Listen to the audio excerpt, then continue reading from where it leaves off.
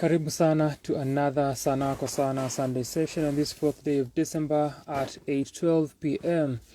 If you've been watching these videos na joko, most likely surprised, possibly surprised. Umesikia masa ujazoea kusikia nikianzanga hizi live nasemanga 11 something p.m. nasemanga 1 a.m. 2 a.m. But for today, I think last week ilikuwa 2 something am time tulikuwa tunaanza. Leo ni very many hours before hiyo idhaa. Shukran sana to checkmate Mido, naona amepitia hapa. Ndio advantage ya kufanya hizi live saa kama saa unapata kama kina Mido akipitia for the session. Hizi za 2 am wanakuanga washalala. Shukran sana Mido for passing by, na kwako pia kama una watch hii video ama unasikiza. Nasemanga hizi sessions pia kwa kama podcast, so you're welcome, especially the 3-hour ones, the 2-hour ones zina kusavingi. Najua if you prefer to consume hizi sessions kama podcast episodes. With that being said, let's do our recap, then tufike hii point ile tuko. Hii wiki imekuwa active on YouTube, kumekuwa na a lot of videos. Kulikuwa na muziki wiki 2.025 which you should definitely check out. One of the songs that I listened to last week na nili-review.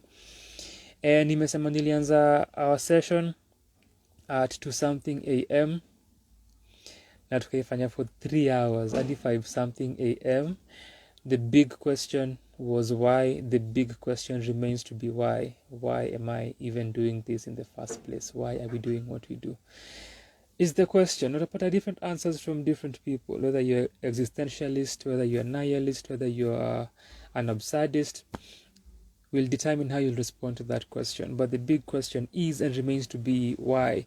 Tulifanya for 3 hours. Tulikava launch ya Costa Ojwang for his sophomore album Fweny aka Revelations. Nikakava performance ya mbunge, performance yake inafaa kuwa ya mwisho akiretire, akiget into other fields. Vita vya vina ilikuwa Nakuru, that's when nilifanya live from 2 am because nilikuwa nimetravel, which ilikuwa pia another album launch aliperform na akatuachana an album. Nilionyesha my copy hapa wiki iliyopita, which ni wiki iliyopita, depends on when your wiki inaanzanga. Anyway, sasa tufanyaje? Na tukamaliza tukiongelea Sanaa kwa Sana kuturn 4. Sanaa kwa Sana the blog, 4 years of Sanaa kwa Sana, 4 years of Sanaa kwa Sana.wordpress.com, which has been a great journey. And then nikashare track reviews during the week as well. Shukran sana to Hazel for being here. Leo nimekuja time yenye inamfavor na jota na shanga, wait, how is this person going live at this time? How? I am one of many surprises, so you're welcome. You're welcome. So the track reviews nilizoshare are as follows. Ya kwanza ilikuwa Good Vibes and Inshallah ya Yani featuring Bien, kwa wale wenye mnapenda sherehe, hizi ni ngoma zenyu.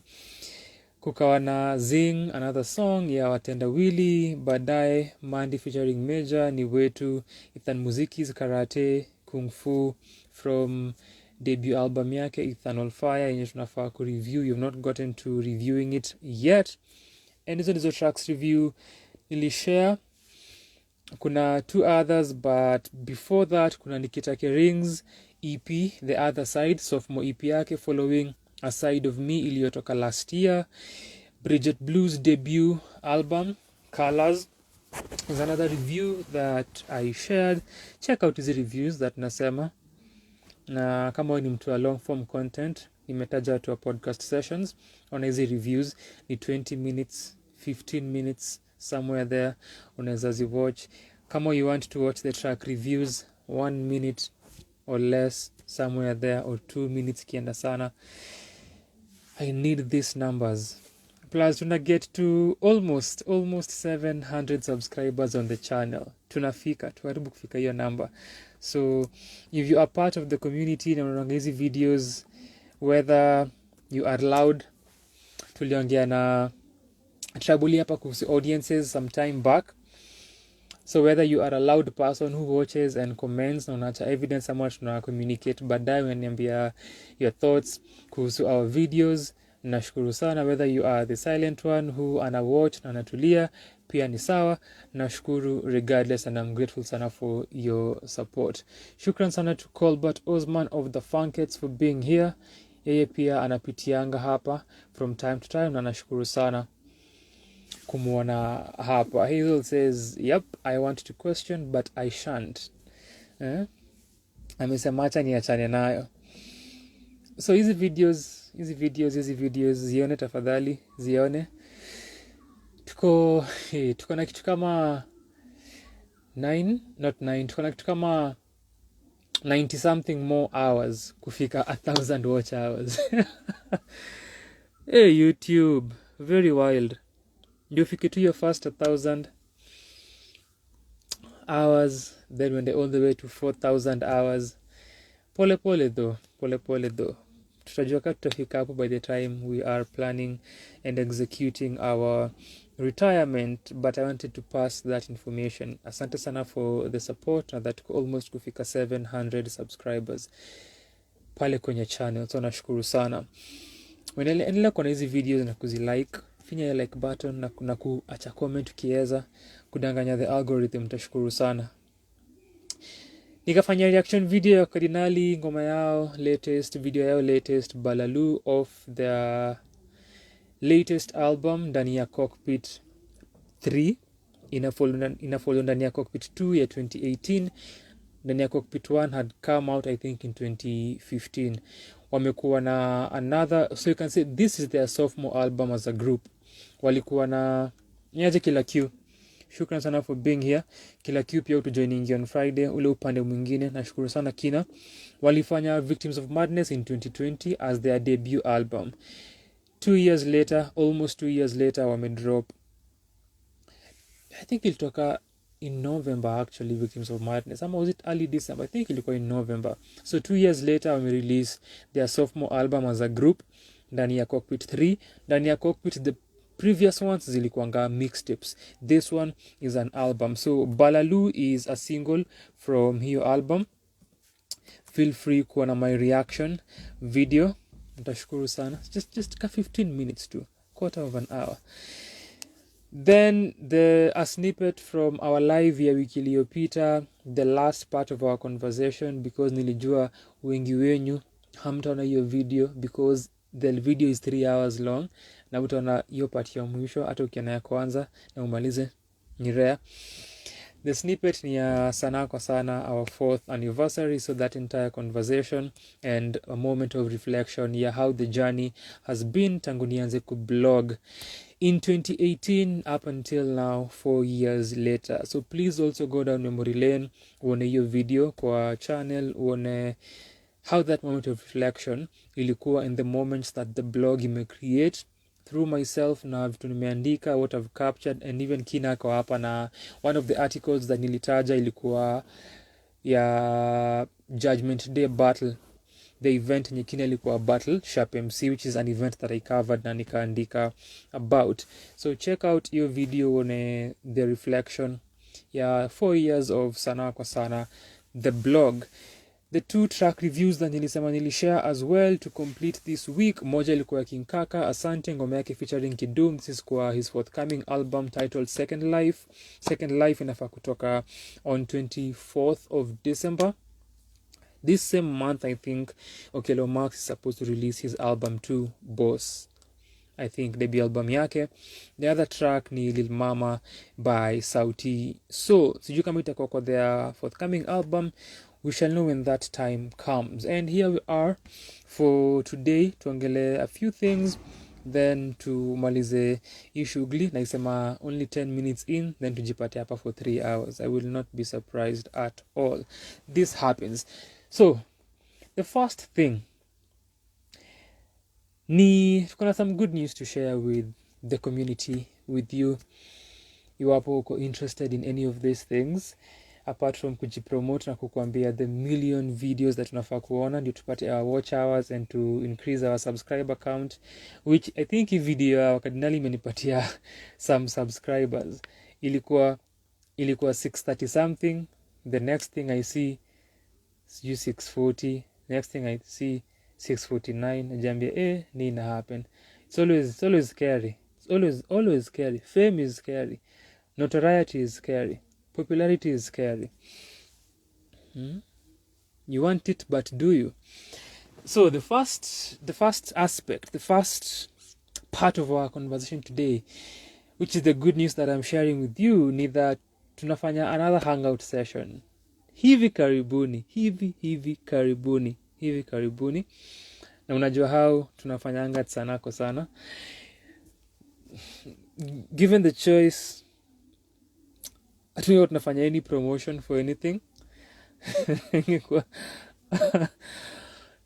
ingekuwa tu we do the thing, alafu tuna disappear, tunaita watu kadhaa na tuna move on na maisha. But here we are. So tunafanya a hangout session very very very very soon. So if you're watching this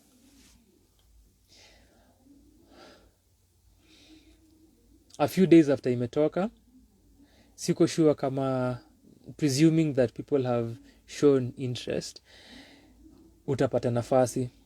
If they haven't, maybe uko safe na uko na space, so unaweza comment below to kile nitasema as a requirement for wewe kutokea for our hangout session. Then utafind out kama utakuwa na nafasi yako ama kama utakuwa umepitwa na wakati. But before to get there, let's deal with what we have here in this current moment. So tuko na our second hangout session happening really soon. Na nimesema sisi upande wa promo, we choose to market differently and choose to operate differently. So marketing ni kidogo, na kidogo literally na pia kidogo in terms of the number that we require. So a very small number that we need kama tu ya kwanza. So that shall be happening hivi karibuni. And if you are listening to this, if you are watching this, if you are receiving this information toka kwangu sasa hivi, reach out.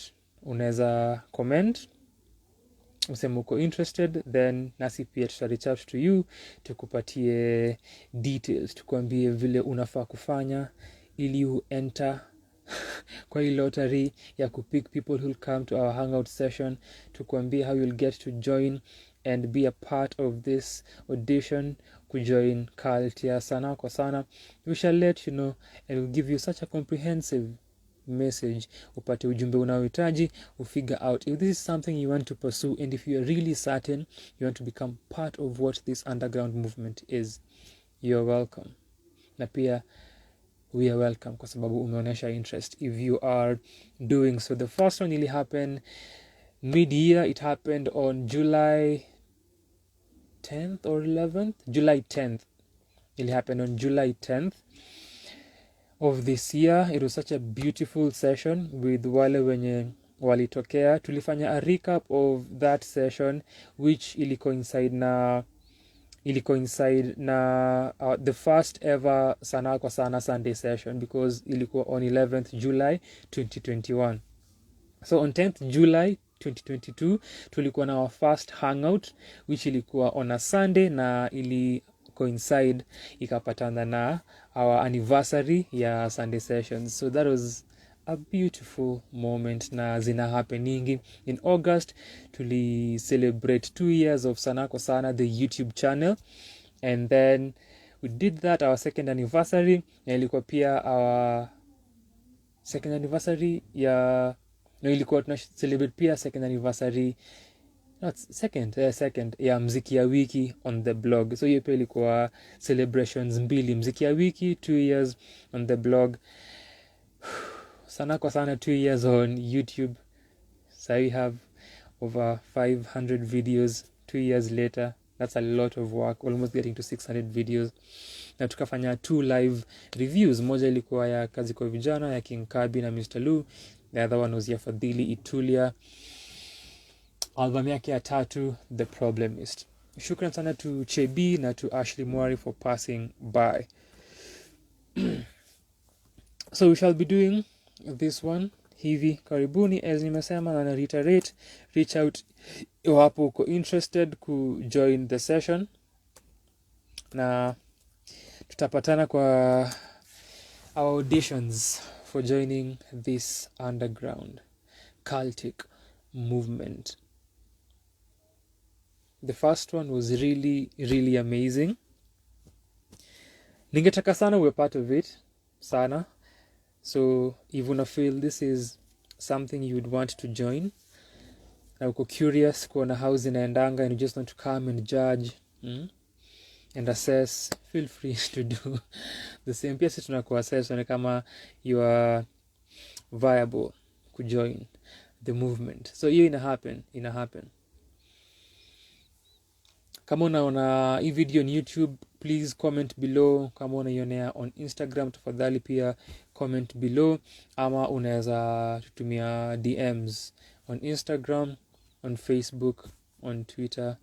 Vile una feel itakuwa tu sawa na tuta communicate na wewe. So ina happen very soon, so kuwa prompt in your response, tuone kama nafasi bado ipo. Tunataka tu watu wachache, kwa hivyo shagamka. Tunatumia hii nini marketing ya scarcity. hiyo ndo our strategy, scarcity marketing.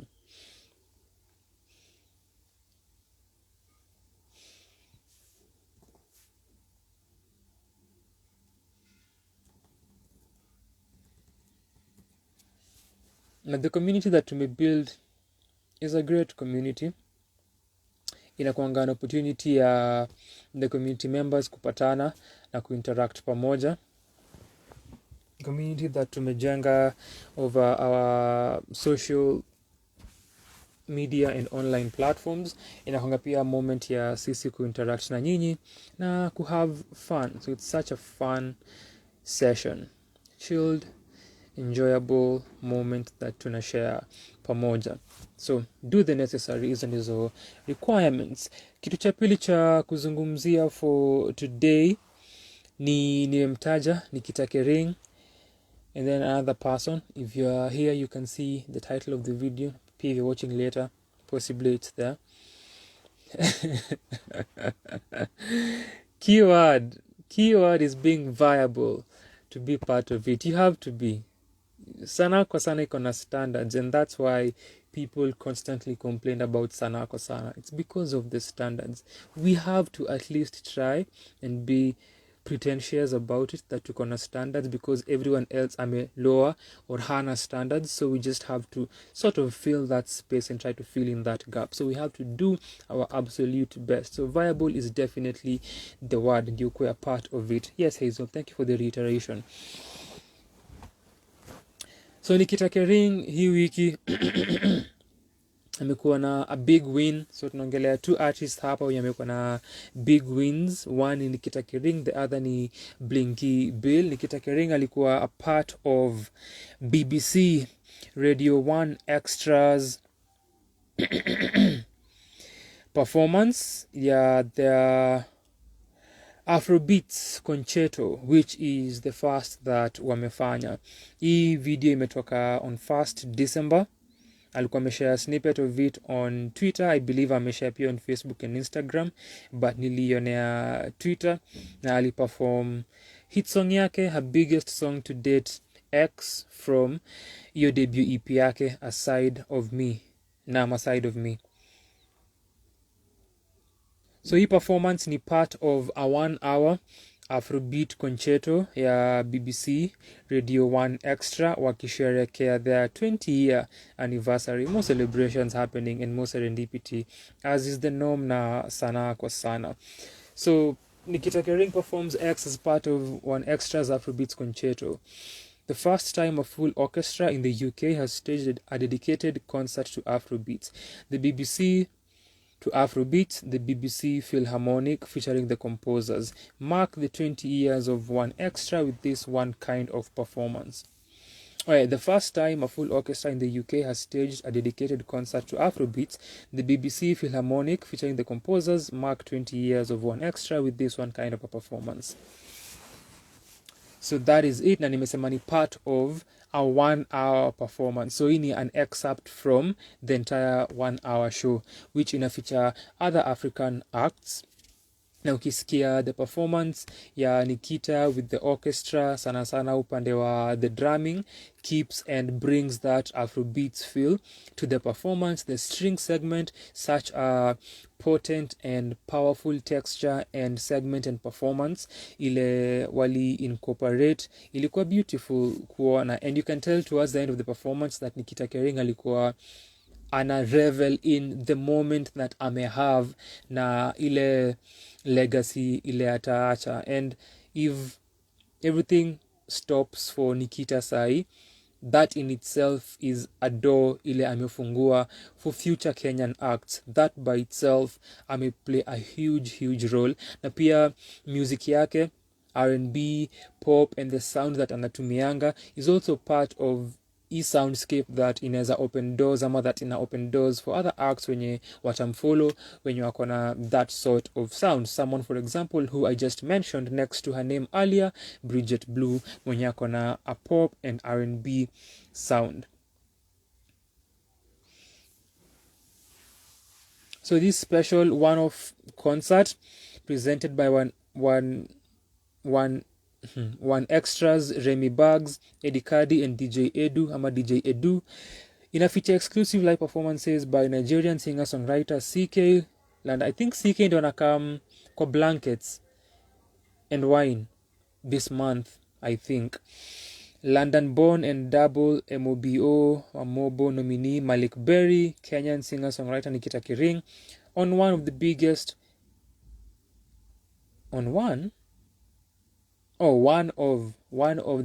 hip-hop acts on the African continent, Sarkodie, and Finesse singer-songwriter Fields. It's the first time a full orchestra in the UK has staged a concert dedicated to Afro beats. So hiyo ni history kubwa sana that Nikita ameandika, and being part of this, nilikuwa nafikiria that alikuwa na hiyo opportunity, itakuwa fiti sana kuona some collabos coming out of the names kwa hii list na the people that alishare a stage now. That would be amazing sana kwa for the direction that career yake inaweza take, and I would love to presume that something possibly happened or something possibly to come out of this. If you look at Nikita's Instagram, one timeline yake, ama Facebook, utaona some photos akiwa BBC One Extra. So I think this is the result of year time alikuwa huko. So finally the video imetoka. So I really hope that something came out of this in terms of collaborations with the other acts kwa hii list wenye nimesoma. So that was a big win for Nikita, a big win for the Kenyan music industry, a big win for wenye wata follow baada yake, na pia kwake kuona kule career yake itaelekea, seeing that she's really young bado na possibly akona a lot mbele yake. Something else that this tells us ni ile significance ya Afrobeats kwa the continent and globally as a sound, as a force. The other artist mwenye nimesema naye pia amekuwa na a big win hii wiki imekuwa Mr. Blinky, Mr. Just a Band, Mr. Everyone's Winging It, and other short stories and other fly stories. So Blinky ni a TED fellow, and akona a number of videos kwa channels za TED fellow, TED archive, TEDx. The one that I've watched, and I watched this a few years back, I think in 2018, and the video itself near from 10 years ago, a decade ago, Blinky was doing TEDx talks ni akiongelea history ya Kenyan music and celebrating and documenting history ya Kenyan music, picking specific sounds and highlighting specific artists. That was the talk that niliona Blinky alifanya at TEDx a few or several or a decade back. So here he is again after hizo videos zingine that nimetaja, bado kwa hizo channels za TED. Sasa yako kwa the main TED channel with a performance. Ilikuwa surprising kuona. I saw this kwa my notifications, and mona TED imekuwa na some, is it controversy? I saw someone mwenye amewaka at TED post something about TED early in the week on Twitter, but siku get into the details. So niliona a notification, Blinky Bill performance, namuona kwa thumbnail, then nimeona the performance several hours zilizopita. Pia ni another moment where kuna a Kenyan artist here opening doors, na Blinky pia na counterparts wake, for instance mtukaji Mchuchu, who's been doing amazing work in the music scene, but also amazing work in film, and also amazing work in sound design, and amazing work in culture na history. Ni artists wawili wenye wana set the path na wanaonesha that kuna possibilities for Kenyan creatives, kwa sababu si watu mainstream, but here they are doing amazing things. Nimekumbuka, I think Mufasa did a TEDx as well a few years back. Nimeona ya MDQ. Is it MDQ? Kasi MDQ ni nani? Kasi MDQ ni Kasiva or both. But nakumbuka clearly ya Kasiva akiongelea drumming na percussion na vile ina fit into yeye kukua a woman, and where she fits into the entire landscape of drumming as an African woman, as a Kenyan woman. So unaangalia si wasanii wako mainstream, but the spaces that wame get into ni spaces that are foundational kwa culture na kwa academia na kwa ideas and technology. So ni beautiful sana kuwaona wakiget into easy spaces na wana chat easy paths for others wenye wanawafollow, na importantly also for their careers wenyewe, na kuweza kupeleka their creativity, their sound, their music, their ideas, their philosophies onto easy stages na kushare with the world. So aliperform a medley, we call it a medley of 4 songs. Kilamu, I believe ino ngoma inafichanga Idi Aziz, and nimesahau the main owner of the song, because ni featuring Blinky and Idi Aziz. Then Ama Aje, then Jam Now Simmer Down. Ama Aje na feature Lisaudor, Jam Now Simmer Down ina feature Kasiva mwenye nimemtaja.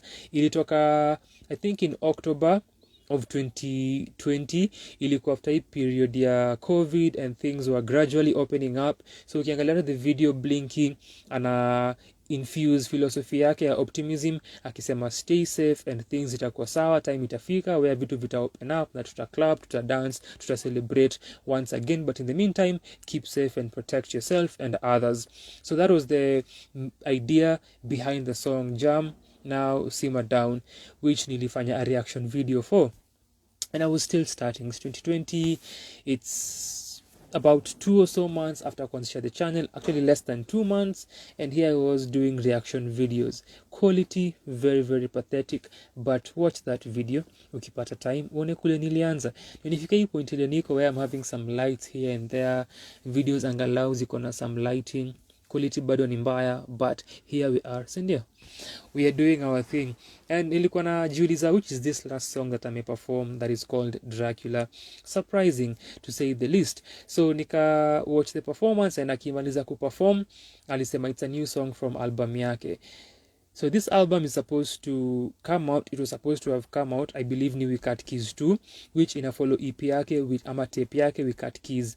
We Cut Keys waliwait ya kwanza that came out a few years back. Ilitoka hata before Everyone's Winging It and Other Fly Stories, way before that. I think it's available on SoundCloud and other platforms. It is kizianga on SoundCloud when it came out. This is way back before I was on Apple. Nilisikizia on SoundCloud.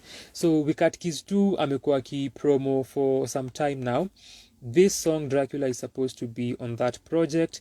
The Jam Now, Simmer Down ama aje, I think, or maybe both pia zinafaa kukua kwa We Cut Keys too, but niko certain kuhusu ingoma yake latest imetoka inaitwa Inaweza Haiwezi featuring Manifest na Calligraph, inafaa kukua kwa hiyo project. So kuna a few songs that tayari you can see are out and zinatuonyesha that the project iko na ni Blinky atupatie hii kazi. This one was recorded in April of 2020 in Vancouver, BC. So ilikodiwa early in the year. So the project is definitely ready. Kwa the performance, Blinky anasema inafaa come out in a few months, but mwaka ushaisha. So tunaweza ngoja hadi next year. But the performance ilikuwa in 2 segments, the first 2 songs and then the last 2 songs. Kulikuwa na short break, akaja akamaliza the performance with the last 2 songs when the lighting ilibadilika. I enjoyed that about the performance. Kulikuwa na, as we transitioned to the last part of the performance, lights zilikuwa very very low and zilikuwa gradual, kukawa na spotlight akiwa katikati, and as this was happening a few moments later kukawa na some lights behind Blinky that zili light up one by one. It looked very beautiful aesthetically. So watch the performance if you have not yet. Ona pia ya Nikita Kering akiperform na hiyo orchestra Kimba X. Simtafute kama hau vibe kwa wave yake. Na usikize hii medley, hii performance ya Blinky Bill at TED. Something different on TED. Nimeona the other artist I've watched perform on TED ni si Flying Lotus. Ama ni Flying Lotus? Si Flying Lotus. Anakuanga best ya Flying Lotus. Nimesika naweza kumbuka jina lake bila ameperform na Mark Rebier. Anakuanga an amazing improviser. Jina yake imekata kukuja. Let's just confirm. So TED tells you with dynamic energy and infectious beats. Yes, they were infectious. TED fellow Blinky Bill Salanga delivers an uplifting performance of 4 songs. And that last song, Dracula, just hear the rest of the project, but it's easily one of my favorite thus far. The production really, really stands out.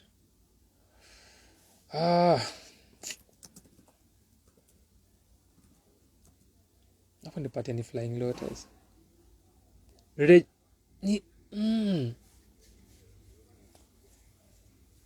Hapana, I think ni Reggie Watts. I was sure nilikuwa nasahau jina lake. Reggie Watts is the name. Brilliant musician. Pia, if you're interested in kuona artists creating music live and performing it on stage and being very imaginative with their direction and their process, Reggie Watts akiperform at TED is another that you should check. REGGIEWATTS. Thomas Edison style. So those are 2 artists hii wiki that have had amazing wins, and I wanted to highlight that. Check out, unaweza cha comments huko pia mdanganye algorithm na mjenge wa Kenya wenzenu, because hii sanaa sio rahisi. Then kulikuwa na a tweet that Karun ali post on the 29th of November. Or was it the 28th? I think it was 29th or 28th of November. Wiki ni wiki ni Monday, because 28th ilikuwa show ya ni Tuesday. Time, because hiyo session ya last week inakaa so far, na nasemanga hivi all the time, inakaa mbali for some reason, but that was on the 28th, which was on a Monday. tulifanya Asana kwa sana Sunday session on a Monday. So on Tuesday nilikuwa 29th, nikukawa na hiyo tweet I believe, or on Monday from Karun. Tume review projects zile amekuwa a part of, so projects zake tume review Catch a Vibe ya last year 2021. This year tume review Passenger 555, a collaborative effort between yeye na Jinku. Hiyo project ilikuwa kwa, in fact it was my number 1 project of 2022 during our media list. Ilikuwa pia number 1 kwa list ya Abe. Then I think ilikuwa number 2 or 3 kwa ya Irauka, or maybe low. Irauka ni hater. So Karun alitake to Twitter na akapost something that ilifanya kuwe na mazungumzo mtandaoni. Watu waka argue kuiongelea, watu wakawa concerned kuhusu kile alipost, maybe for justifiable reasons, maybe not for very justifiable reasons, but sahi ukiitafuta hautapata hiyo tweet. Ni kama aliitoa, but alisema, if I die unexpectedly, release anything on my hard drives, all the unreleased music and even the unfinished ones. Then akamaliza kwa the other sentence akasema, I don't want my music to die with me. P.S. The only person I need profiting off my stuff when I die is my son. So hiyo ilikuwa tweet ya Karun that is currently unavailable. So I remember the responses zilikuwa nyingi sana. So kwanza, Karun uko one of the artists wenye a lot of people will argue that alikuwa na heydays zake during era ya Camp Mula, and even some of the comments kwa tweets zake when it's very unrelatable say so. Oh, we miss Camp Mula. Oh, Camp Mula was ahead of its time. You can never get that moment again and never have such again. These people have moved on with their lives. Why don't you also move on with your life? Na allow an artist a grow, na hata kama si growth necessarily, akuwe in ile state yuko in at the current moment, and just let them be in ile hali that wako currently, instead of this constant nagging and pestering. But that is always the case that naonanga. So kuna comments that mentioned Camp Mula, na pia nimeona kwa another tweet that is completely unrelatable, someone else I mentioned Camp Mula. So hao ni watu wenye watakwambia hivyo, but pia kuna other people I'm sure wenye maybe if who've listened to her solo music and they can still say that, because ikikuja kwa impact ya music yake as a solo act haijakuwa na impact ile walipata as Camp Mula. Also our individual artists kina Kusma yeye as a producer afanya stuff yake.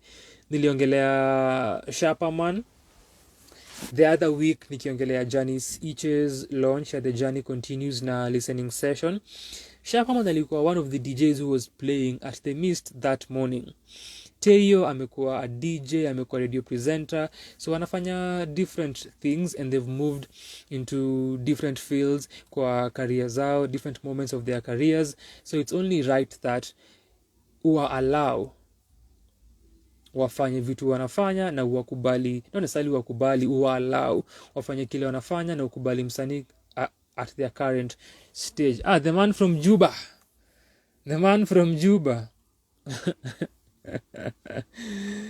Kumbe mko na mneti.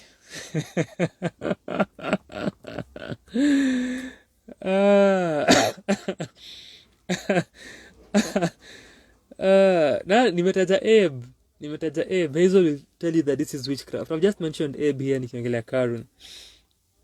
Abe. Junajua, I don't think Hazel ni mtu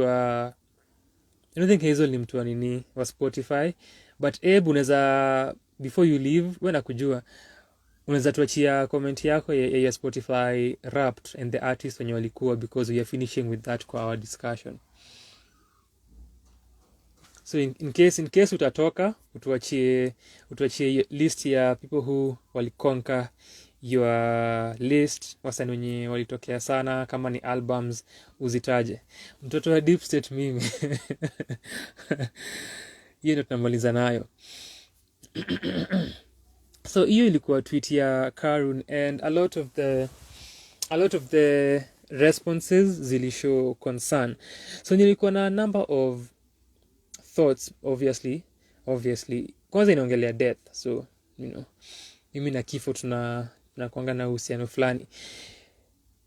Nilikuwa nasema tukigo back to Karun's impact na solo career yake, so kuna people wenye watakwambia this is her best time ever, na Karun is making some of the best music she has ever made, which I agree. Kuna a maturity in her music, kuna a self-awareness in her music that amecenter kwa a lot of songs, na pia kuna a lot of working on self and dealing with emotional turmoil, dealing with her mental well-being through ngoma zake since siku za Indigo, but most of the songs zile anafanyanga ziko centered on romantic relationships.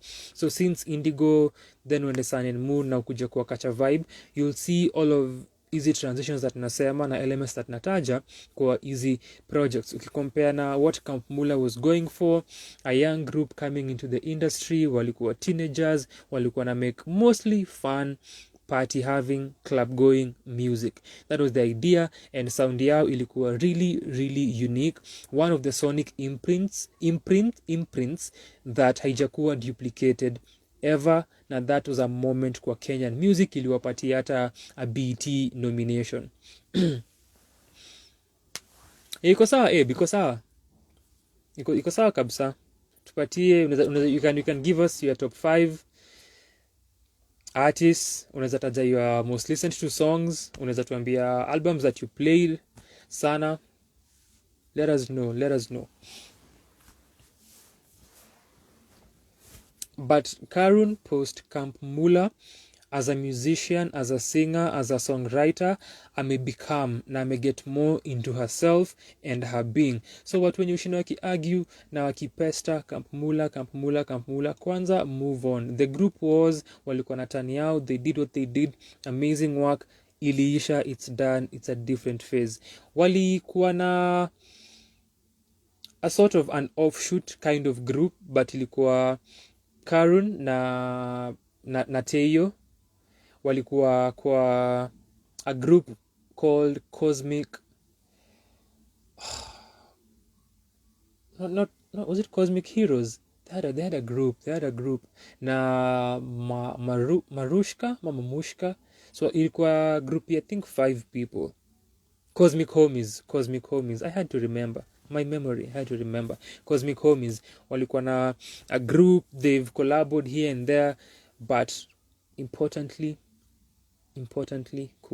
kubali and move on wewe kama listener, na usikize kazi zao zile wametoa. Kama utazipenda ni sawa, but let them be kwa current stage ile wako in. Teyo alikuwa kwa project Lisa Dornoa early in the year, self-titled debut ya Lisa. So they're still doing stuff that unaweza skiza if music is what you want from her acts. Not as Camp Mula, pia unaweza tu achana nao kama usikizi, because na feelingi hiyo pestering ni very lazy. Obviously kuna ile kumiss a group that was once important to you na ili form a part of your life and you loved, but at some point ina get kukua now lazy and extreme, kwa sababu unashanga si huyu mtu anatoa muziki, si ati afanyi muziki, na ina feel ni kama hujaenda kuangalia muziki amefanya na what amekuwa ki-release, which leads me to my point, or one of my thought processes during this entire moment ya kupitia hii tweet ya Karun kuhusu kifo chake. Ni one of the artists wenye na feelingi could be bigger than she is. Karibu sana, ama nimsalimu Jimmy, I think amepitia akatoka. Jimmy, asante sana for being here, bado yupo. No, advantage ya kufanya live hizi matime ni unapata people who you would never see here at 2 or 3 a.m. Advantages.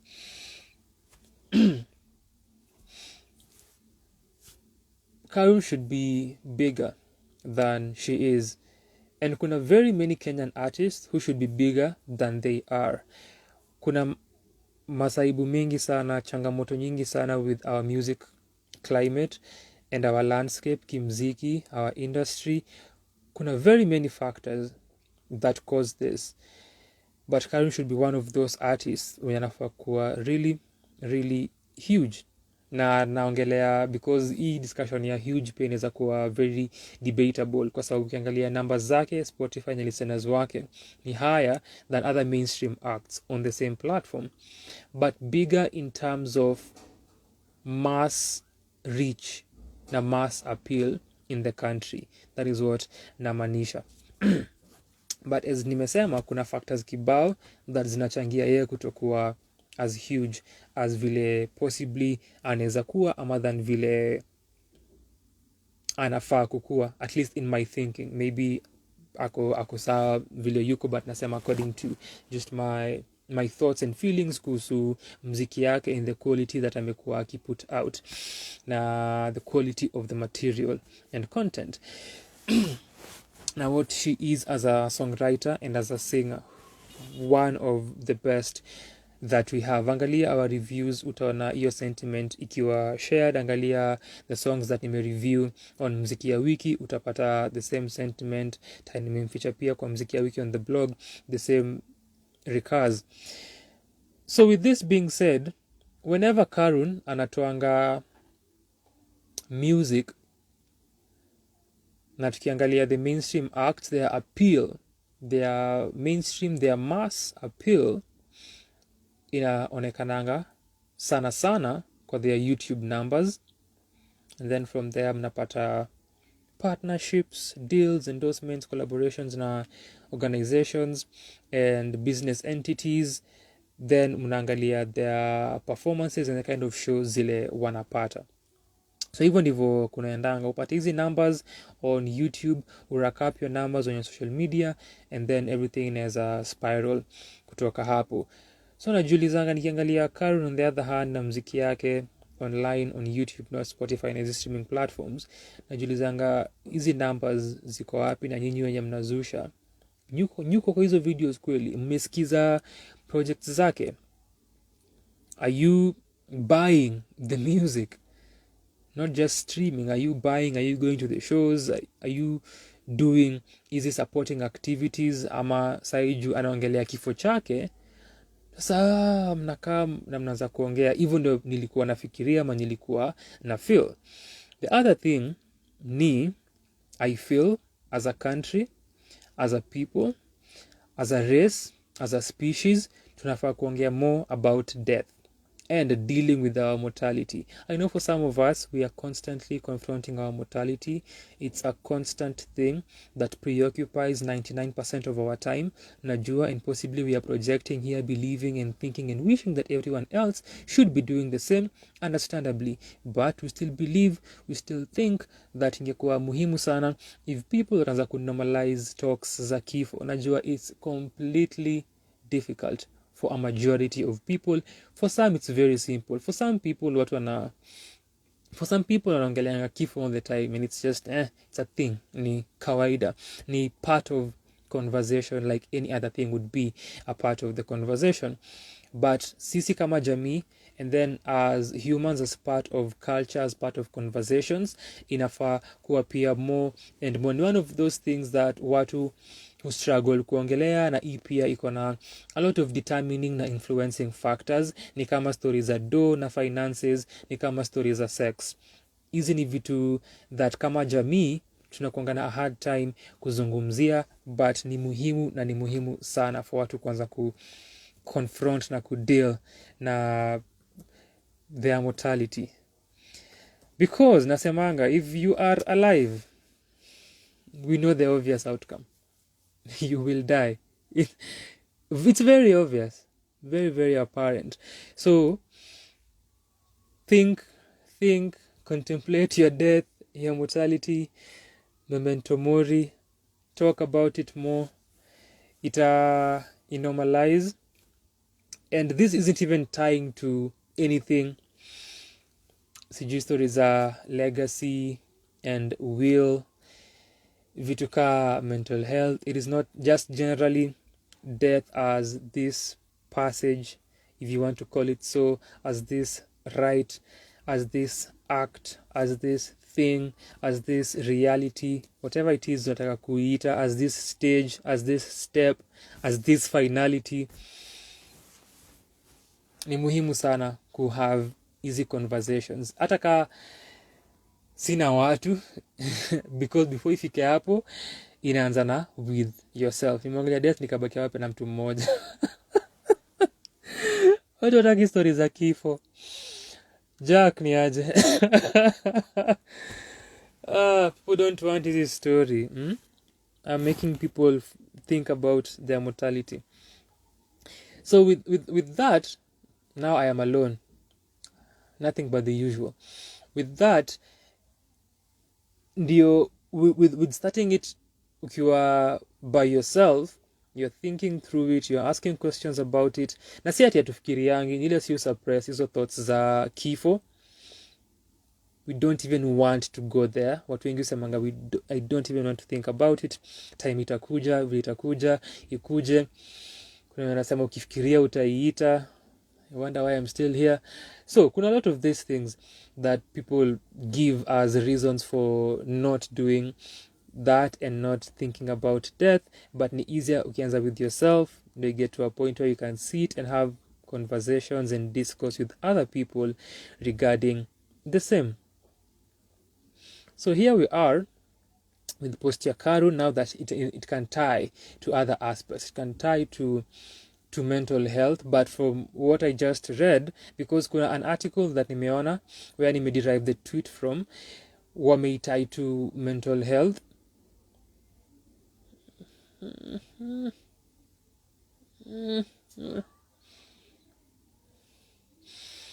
The main idea ya comprehension, hiyo tweet ya Karun ni legacy.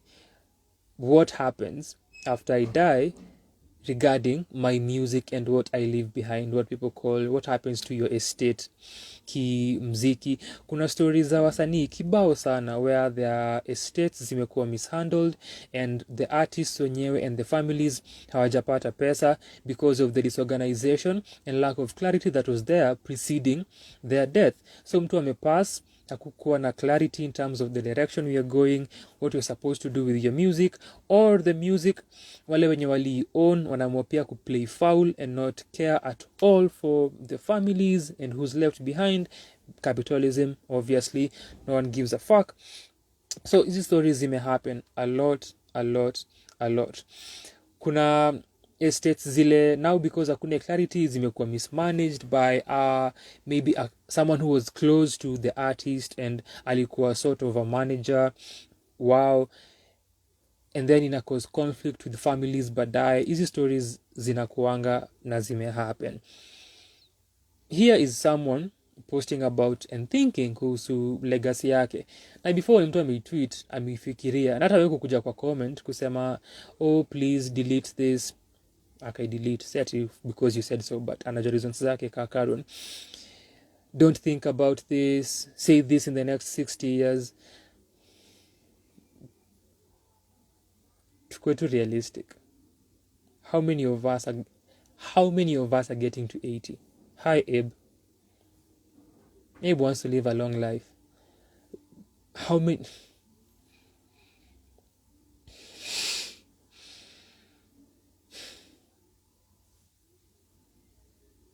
So a lot of the responses, you could tell that ni watu wamekuwa confronted na thought ya kifo. Kwanza, kifo ya Karun, who to them is a beautiful musician, an amazing act whose music they enjoy. And the other layer ya mortality ni ya death ya someone else. You also are compelled to confront kifo chako. So when you lose someone, inafanyanga ufikirie pia kifo chako inafanya ufikirie life sana na reality and the idea of life and why we are here, what happens after we die. So you confront a lot of thoughts when you're thinking about the death of someone whom you've lost, or death ya watu, whether umewajua ama hujawajua. So for example, if ni an artist, a producer, a movie director, an actor, etc, a porn star, and amededi na si ati unamjua whatsoever, you just watched the works that they've produced, unakuanga na hiyo feeling ya loss, and you're feeling maybe a despair, you're feeling a desolation that you undergo, and you're confronting mortality and thinking about life generally and what it means and why we are here. Nikianza niliongelea nihilism na absurdism na existentialism. Here again imekuja full circle. It's what is happening here. Karun amefikiria, ameponda kifo chake, which we do. We all think about our death. So the lens at which we go tukifollow hizo thoughts ndio ina kuanga varied. Kuna inakuja wanazima hiyo thought, wana move on na life. Inakuja naomba Mungu niweke hai, niishi longer. For some inakujanga and they go and they go and they go, and then they stay there for the rest of their life thinking about their death. All of these are realities that happen. So nimesema before mtu aiandike ameiwaza na ataiwaza even after, juu ini a snapshot of a thought process that unaona. So with this here, in 2020, closing of 2021, closing of 2019, mwanzo of 2020, I sat and thought how this decade from 2020 hadi 2029 itakuwa na a lot of death, which really, if you think about, is an obvious thing. I think ukipick any possible 10 years from the timeline of your existence kama human beings, utapata vifo. The numbers will definitely vary. So huwezi compare the past 10 years, the past decade, na ile decade ilikuwa na World War 1 na ama World War 2, or hizi pestilences that zimeravage the world ama different parts of the world, and such events that zimetokea that zilikuwa extremes, and plagues that zimeravage the world. Huwezi compare definitely. So which is the case with the decade nilikuwa naongelea at the end of 2019, beginning of 2020, na nilikuwa naongea na someone nikamwambia I really feel kutakuwa na a lot of death in this decade. Na nilikuwa nasema ni obvious because of where I am na age group that I belong to. So nikifikiria age mates wangu wenye wako in their late 20s, mid to late 20s,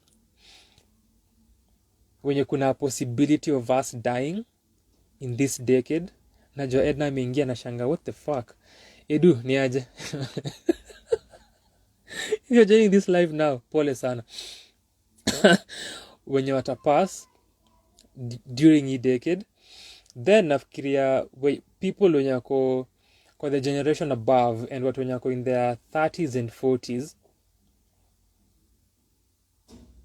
kukuwa na a sort of a peak ya their life in terms of age, in terms of lifespan, because lifespan inaenda ikishuka. Ndio maana nimesema realistically, you who's watching this video now, what are the chances, ki percentage, ki probability that you will live for 60 more years from now? We know the answer to this question. Edna here, is a mathematician. We know the answer to this question. Then nilikuwa na feel generation ya our grandparents, 70s, 80s, 90s, wako at the tail end of their life. Wako literally wanamaliza journey yao ya life. Then their parents, not their parents, their children, our parents, era 50s, 60s, the kind of lifespan that tuna exist in as of now, unless kuna hizi rare and special cases kwa different countries where wanachezea 80, 90. A majority ukiangalia hiyo ndo watu wanaenda sana, na watu wanafika 80, 90 ni kina nani? Kina Queen Elizabeth, the queen. Kuja alizaliwa lini? Precisely. Kina Mugabe walizaliwa lini? Kibaki, Moi walizaliwa lini? Chezea 90s huko. Chances za wewe kufika 90, you know the answer to that question.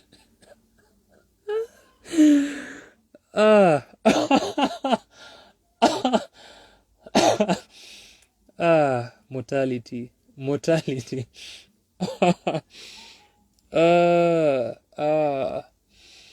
So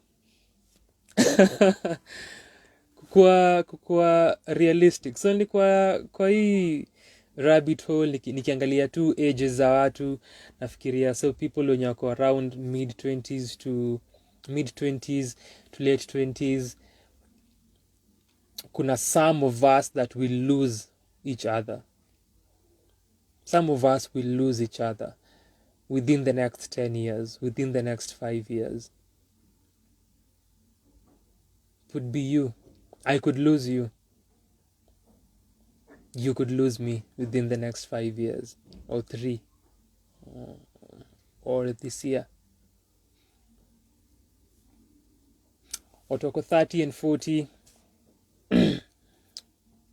who are the generation in a fall chini ya our parents. If your parents are beyond 50 and beyond, awatachezea 50, 60, 70. A majority would go to 70. Our parents 70, 80. Grandparents wako hapo pia, wako hiyo age 70, 80, 90 wanamaliza, na hao wako hiyo range ya kina Obako, kina Moi, kina Queen, kina Mugabe. Hiyo ndio range yao. So nilikuwa na have these thoughts late 2019, early 2020, najiambia this decade will be the one. And then the Lord blessed us all the way from Wuhan with the coronavirus, with the COVID-19, and a pandemic came through. And we all know what happened during that. Am I a seer? Am I a prophet? Wanasemanga Africans ukuwa na hizo capabilities, traditionally speaking, and some of these abilities iko passed down through generations and zina follow a lineage. Who knows? So Karun was just thinking about legacy yake as an artist. Inamaanisha amefikiria kifo chake.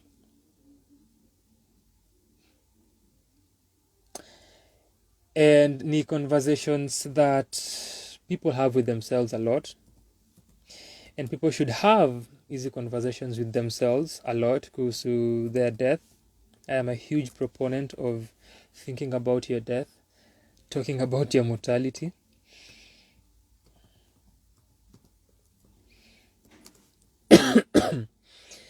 But on top of that, ukiangalia where Karun was leading us, ilikuwa kuhusu legacy. And not legacy in terms of how anataka jina lake libaki after ameaga dunia.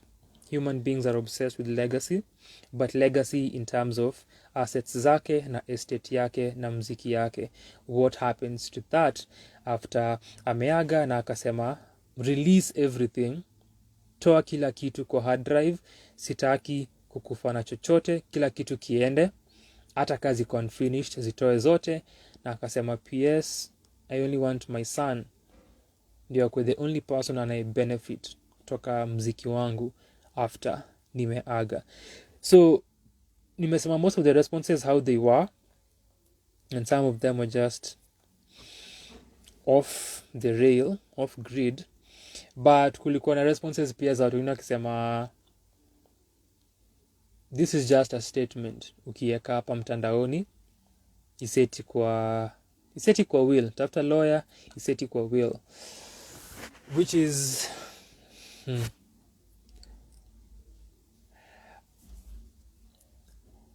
not last month, in October.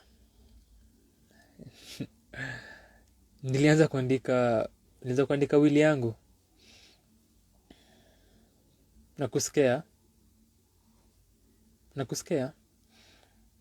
I understand. If you're still here and I'm still drilling down on death, nimesema hivyo msemo moja akahepa. Asante for allowing yourself to confront your mortality and still listen to me talk about death, which nilianza ilikuwa a process that I've wanted to do but sikuwa nimeanza kuifanya.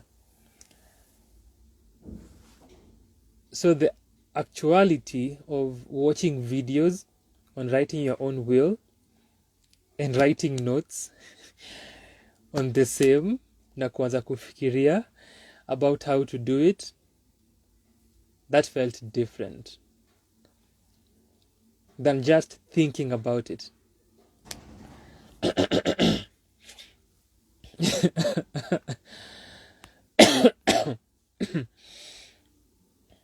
Shukran Hazel, shukran Abe, shukran Jack. It feels completely different than kuiwaza na kuiweka at the back of your mind na kusema ni something that tutafanya at a point in time. Actualizing the process is a completely unique experience, something that sija experienced before, and it's a huge part of history nasema ya mortality. It's a really, really, really huge part and a different lane altogether. Kufikiria ni one thing, kufikiria ni one thing, kuiongelea ni another thing. Wasa kukaa na story ya will, that is another thing altogether. Eba nasema I call dibs on the blog. Sa blog itakupatia pesa kweli? Hiyo blog hainipatii chochote. But you can make money from the blog. If I were you, I'd do that for the channel. You can make millions from the channel. You can make a lot of money from the YouTube channel. Blog,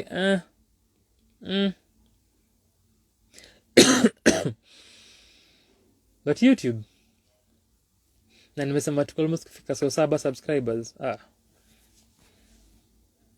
We have 351 more.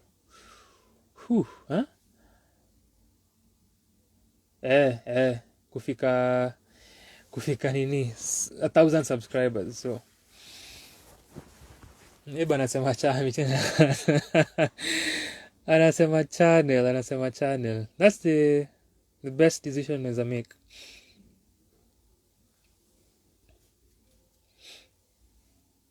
So your tweet Karun ali delete, but nimepata kwa another blog that wali bring in, inaitwa Scarlet Kiss online.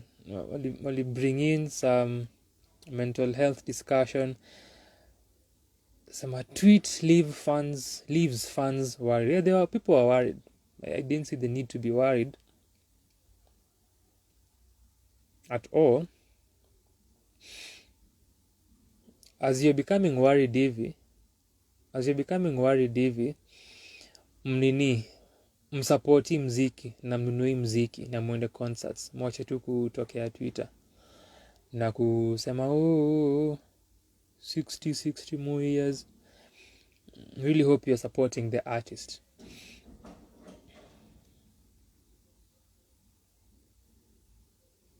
So the other thing, apart from music stories of mental health,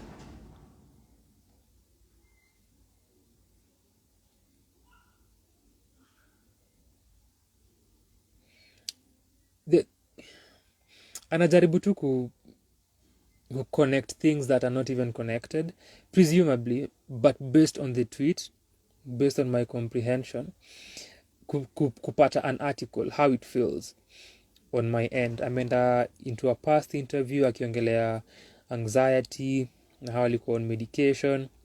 Inafilika alikuwa anatafuta tu an article because this was just legacy na music yake after, which calls for a conversation about legacy ya msanii after medai na estates and music and what happens then. Perfect opportunity lost here by the author of this. Something else that irked me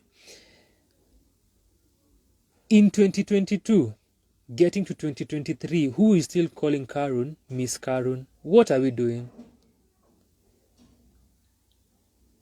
What are we doing?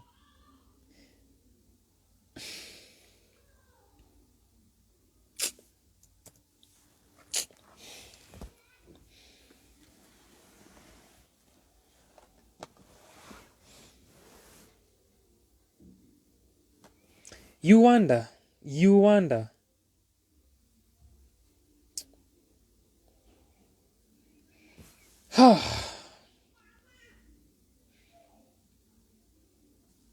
One more time. The tweet. Leo nimekuwa nikiona recurring ones a lot. At 1:11, at 11:11, then imetani kona 1:11:11. Eba nasema hii minute ina take time. Your internet is struggling. Struggling internet. Ni mtu wa deep state. One more time, the tweet inasema, if I die unexpectedly, release anything on my hard drives. All the unreleased music and even the unfinished ones. I don't want my music to die with me. P.S. The only person I need to profiting off my stuff when I die is my son. That's what Karun wrote, not Miss Karun. So the moment I saw this tweet, sijui kama you've seen that post before or heard the story before, but it immediately took me to Anderson .Paak. So in August last year, Anderson .Paak alimake a similar post on Instagram. However, kulikuwa na a huge difference ukiangalia stance ya Anderson .Paak na stance ya Karun, which is something that I found intriguing na nikiangalia hizi perspectives, which na maana nimesema ili kuwa perfect opportunity ya the author of your article na sisi kama jamii, sisi kama listeners, but sisi pia kama jamii kijumla kuzungumzia hii idea ya legacy after msanii amedai na pia after sisi tumededi, kufikiria about our own stuff na our own organization. But sana sana ikija kwa wasanii, story ya legacy na what happens to the music, na whether you've organized your publishing and where your funds and your resources, your funds and revenue itaenda na kile utapata kama income yako kupitia muziki yako, because ukidai we know what happens. Check out history, toka kwa music enda kwa art, uangalie historia, tunajua what happens. Wasanii upata hela kibao sana after wamededi.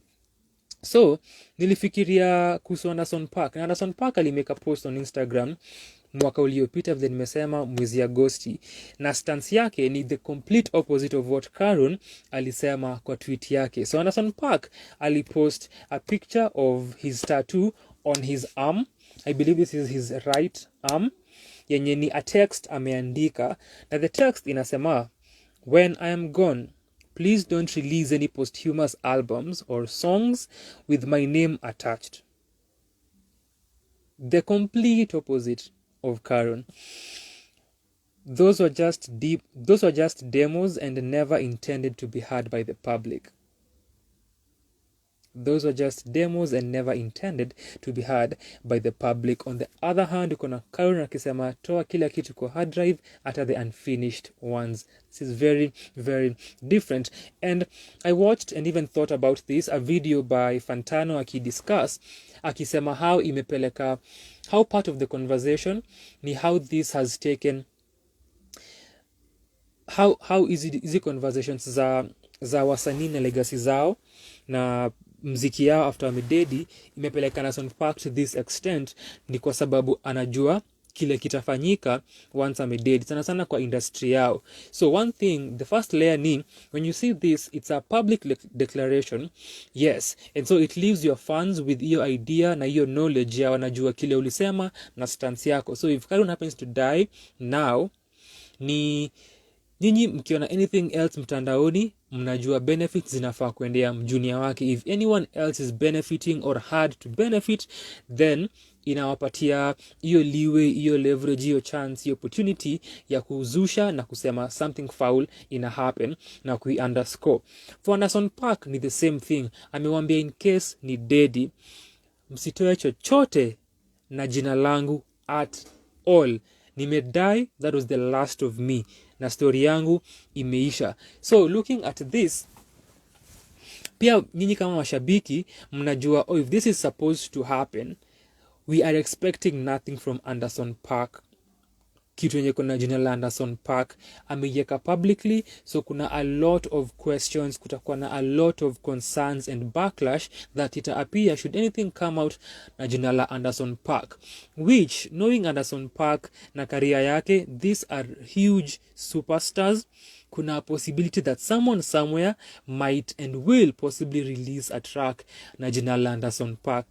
Hao ni wasanii wakubwa sana. This kwa industry yao can happen. People play dirty. So sitakuwa surprised nikisikia Park amedai. Mwenye nimeona pia ameget into DJing na tupate a song na jina la Anderson Park. So kunaweza kuwa na changes between the time aliposti story na tattoo and maybe now, because ilikuwa a year ago. Watu who rethink things kuhusu maisha, watu badilisha their perspectives. It can happen. Yes, it's a tattoo, but thought process, it can happen. It is something that you can change. Hata kama imeandikwa na imekuwa set on skin. Perspective unaweza change, useme najua nilisema hivi kwa my tattoo, but kwa my actual will, this is what should happen, which leads me to my other point ya will writing, ili set things in stone na ikuwe na a lawyer or whoever atakuwekea mwenye take charge of that. Ni similar to Karun, someone can just say, yo Anderson, this is just a tattoo, and yes, sisi kama fans wako and your listeners tunajua you did say nothing else inafaa ku come out yenye kona jina lako, but did you ensure that hizi vitu zimeandikwa legally to prevent this from happening? Because yes, it's just a tattoo. See a legal statement, which Karun's tweet is also not. So that's why historia will pia ni significant na very vital. Have it in writing legally, apart from tweeting it and publicizing it in this manner. So it's the same thing, but the importance here ni fans wako na hiyo awareness, wanajua stance ya msanii, na in case kuna vifo vyao, then you know vile mnafaa kureact na kuact, na mnajua kile nilikuwa nimesema before ni dedi. Ilikuwa fascinating kuona hizi extremes from different artists, but based on vifo vyao in case vitoke.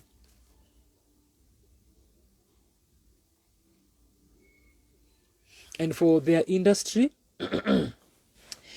sana concern Anderson Park ni because anajua kuhusu posthumous releases and what happens na posthumous releases. Kuna a song ya Lupe Fiasco, I think ni on 4NM, the last song kwa Drill Music in Zion, anaongelea hiyo story ya watu kudai na mtu kumake pesa posthumously go how much something kuhusu how much $1 we go on Spotify and monetize, something along his lines. And industry yao ni it does this a lot. Kuna perennial releases posthumously.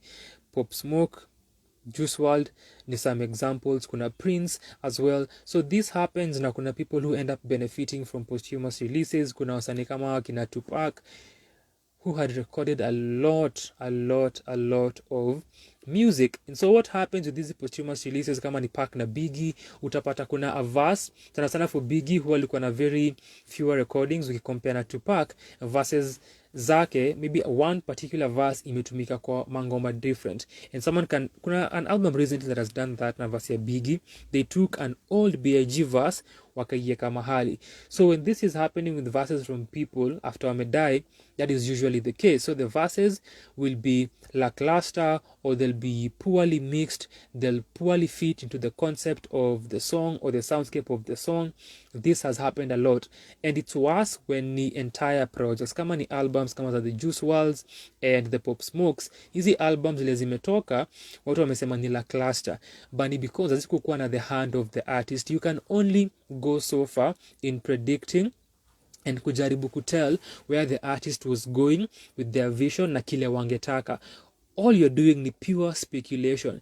Even if nimeongea na wewe leo sahi, and then after this live ni happen kudie na nilikuwa nawakia project, then na nimekuambia how this is supposed to go, you will not do it as I would have done it. Haitakuwa exact, haiwezekani, ni impossible.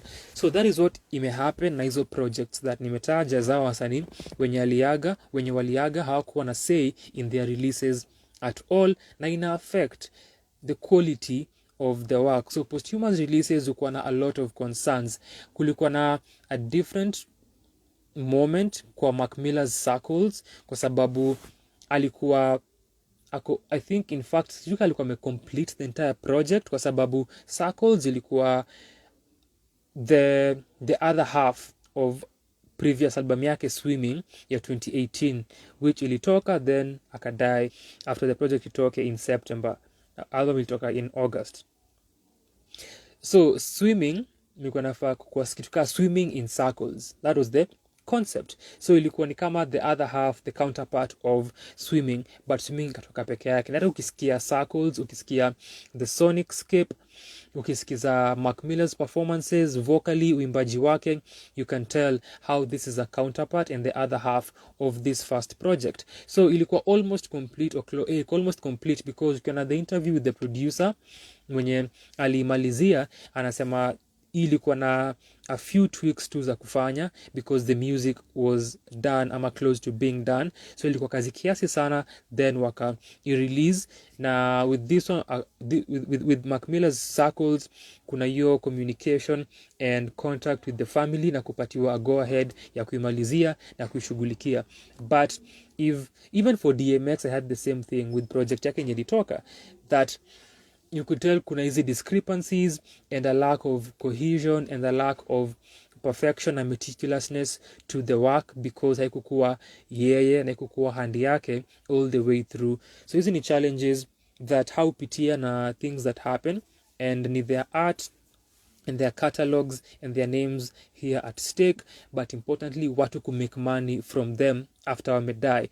So hizi ni the concerns that zinafanya Anderson .Paak atatu statement kama hiyo kwa mkono yake, that hataki chochote kitoke ambacho kina jina lake after amededi. And hizi ni the conversations that tungefaa ku have once Karun posted kile amepost. But of course this is Sanaa kwa Sanaa, this is what we do, and you're welcome.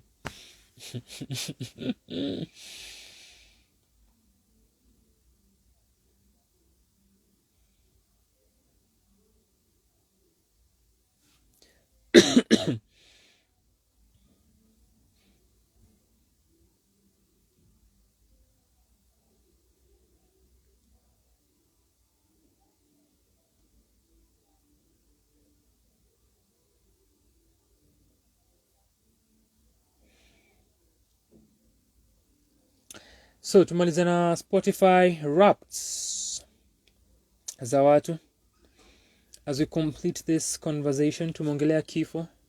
I may take the largest chunk of this conversation. It's obvious the things that I concern myself with and that bother me and that I think about. Very, very obvious, very, very conspicuous from the amount of time we spend kuongelea kifo.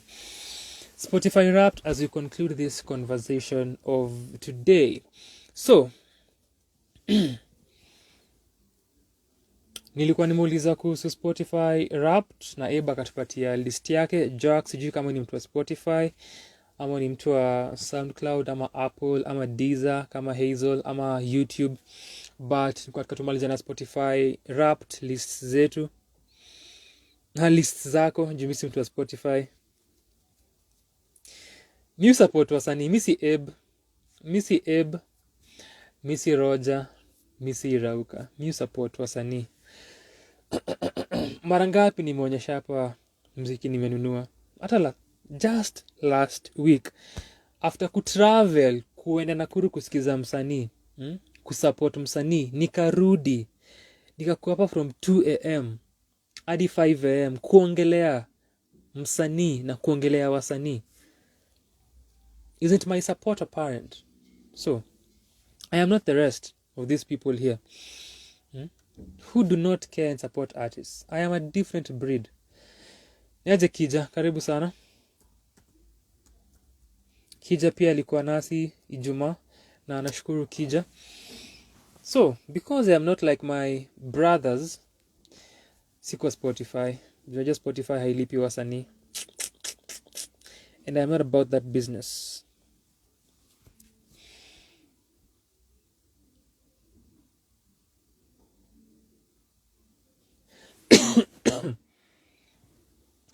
So, Kija na Jack, kama nyinyi watu wa Spotify, tuna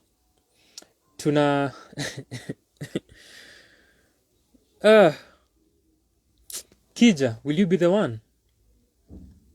You can't offer solutions here ovyo ovyo na unisaidii. Tumelewana? Do not disrespect me like this. Do not blast my business like this. Unaanza na vita, alafu unanisalimia. What's up with this violence? Shida iko wapi? What has happened to you between Ijumaa na Jumapili? Kumekuwa na nini? Kuna shida mahali katika familia, katika maisha? Nini imefanyika? Unaanza tu na vita, then unanisalimu. My heart. So Kija na Jack, iwapo mnatumianga Spotify, tungependa kuona your Spotify wrapped lists, tuzidiscuss tukimaliza kidogo tu kuona what people have been listening to huu mwaka. That would be interesting to do. So Edna was here, angetusaidia sana na list yake tuone what amekuwa kibump, but ni sawa. So unaweza tuambia for Jack na Kija, pia I'm assuming Hazel bado ako Diza. Hazel, pole sana for the assumption. Maybe uli change, sijui. Maybe uliamua pia wewe kutosupport wasanii na sijui. Clarify tafadhali. Tumeongelea clarity a lot, so clarify. But if you are on Spotify, unaweza tuambia your most listened to artists, maybe your most listened to song, your most listened to albums. Feel free kuzitupa kwa comment section tafadhali as we are concluding this. So after vita yenye ameanza nayo, nasema pia mimi nimekumiss. What is life?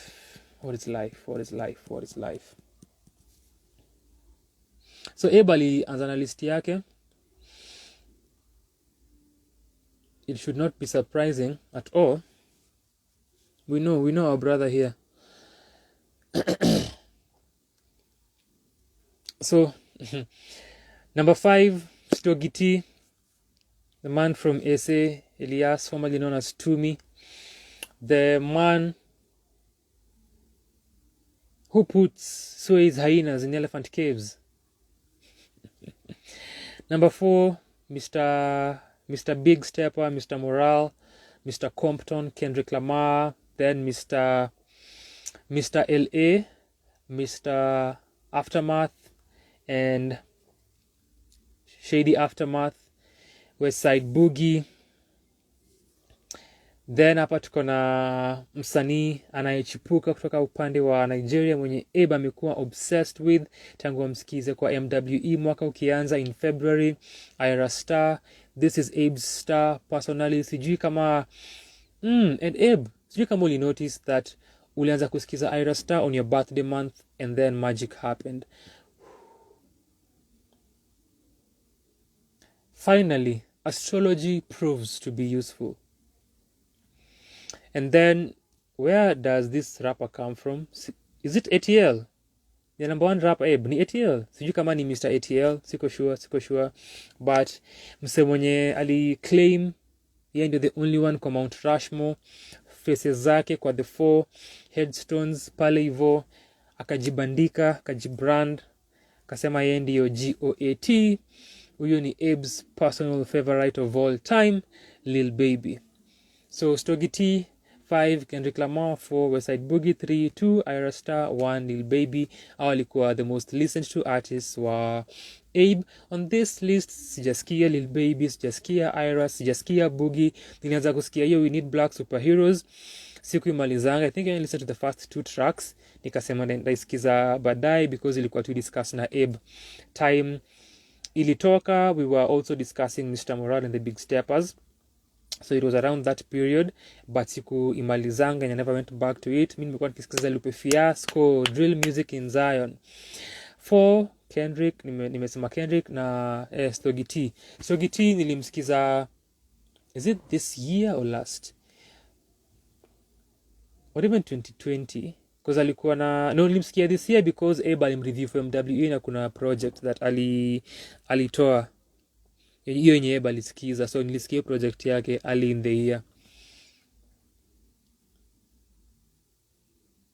So hii imekuwa list ya Abe, alafu akasema my most streamed song was Hunger by LC Wameo, which is song number 6 on LC Wameo's debut EP inaitwa Nilotic that tuli review early in the year. Check that video out. Check that video out. Ilikuwa my best, ilikuwa my second best EP of this year. Tukifanya our mid-year lists, ilikuwa number 2. Juu yake ilikuunganisha slightly, but yo Nilot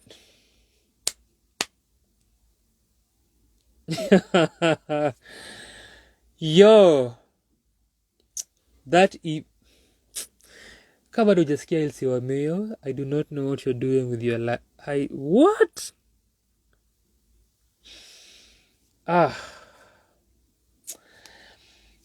Ilikuwa number 1 ya Abe, and Hunger ili mstrike sana, alipenda that song sana from that EP, na imekuwa akibump, na imekuwa his most streamed song of 2022.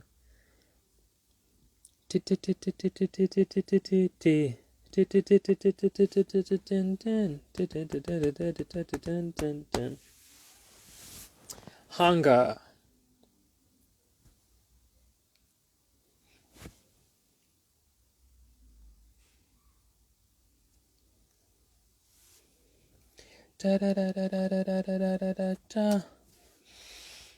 Then We Need More Black Superheroes by West Side Boogie was his most streamed album. I can presume that this is Abe's best album of 2022, as we can see. Ningeleta Edna hapa. Let's see kama naweza mhanda nione how nini yake inakaa. Sijui kama atakuja. Ningependa sana kuona rap yake. Sana. Utanimtaja.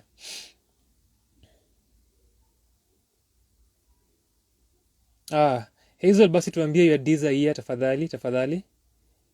Please, as we conclude this, tungependa pia kuona watu ulisikiza, tutashukuru sana.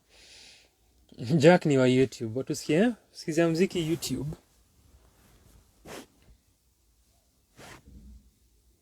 Tunashukuru Jack. Baki tu huko.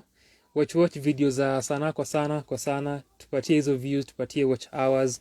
Tunazihitaji. We really need those watch hours. Tumesema tuko na 90 something hours kufika 1000 watch hours. And then 3000 more to get to 4K. So keep watching our videos.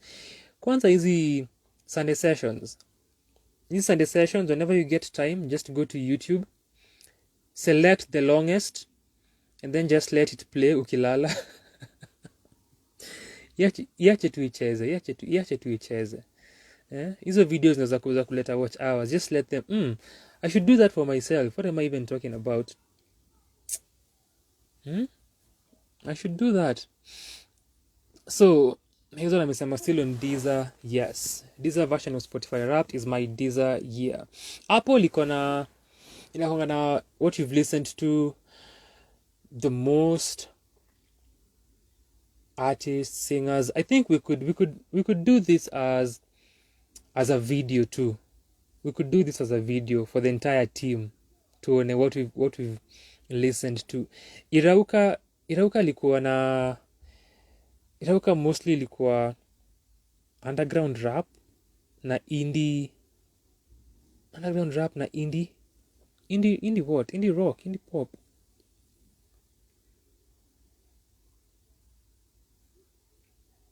We should do this as a video.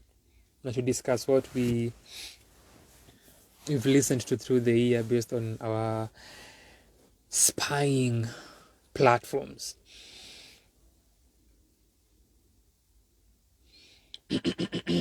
Kija anasema my most listened to artist Nyashinsky.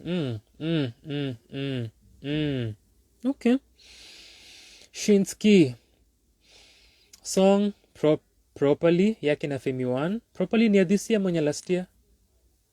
Ni ya this year. Ni ya early this year. Nilifanya a reaction video ya Properly. Naam. I have done so much I forget. Niangalie proper. Kwanza Kija bado uko hapa? Umeenda? Kija ashatoka.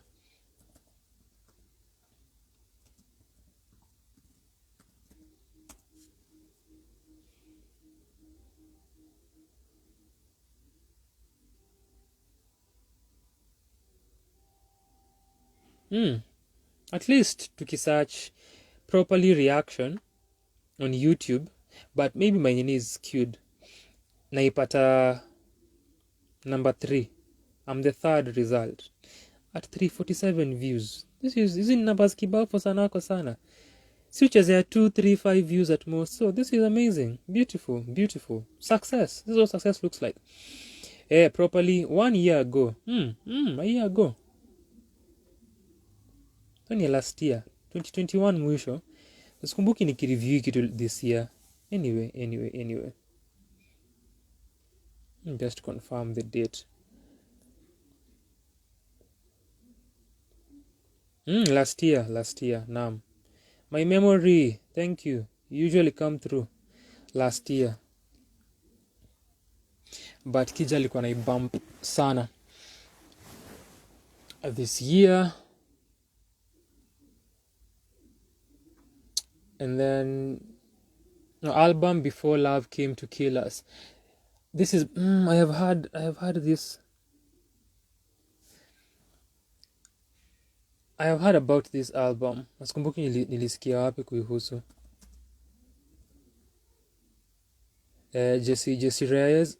I think sijui kama ali mention. I think nilisikiza kwa podcast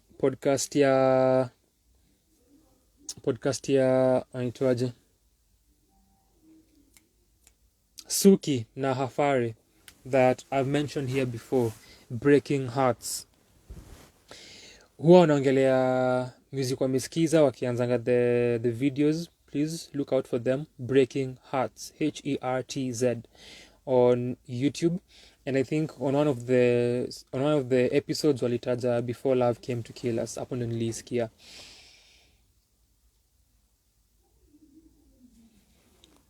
Sherry ni aje, karibu sana. Surprise that tumepatikana hizi matime. JK ni aje. Yes, jana JK hapa kwa muda mrefu. Sherry, are you on Spotify? Ama we utambui hizi vitu?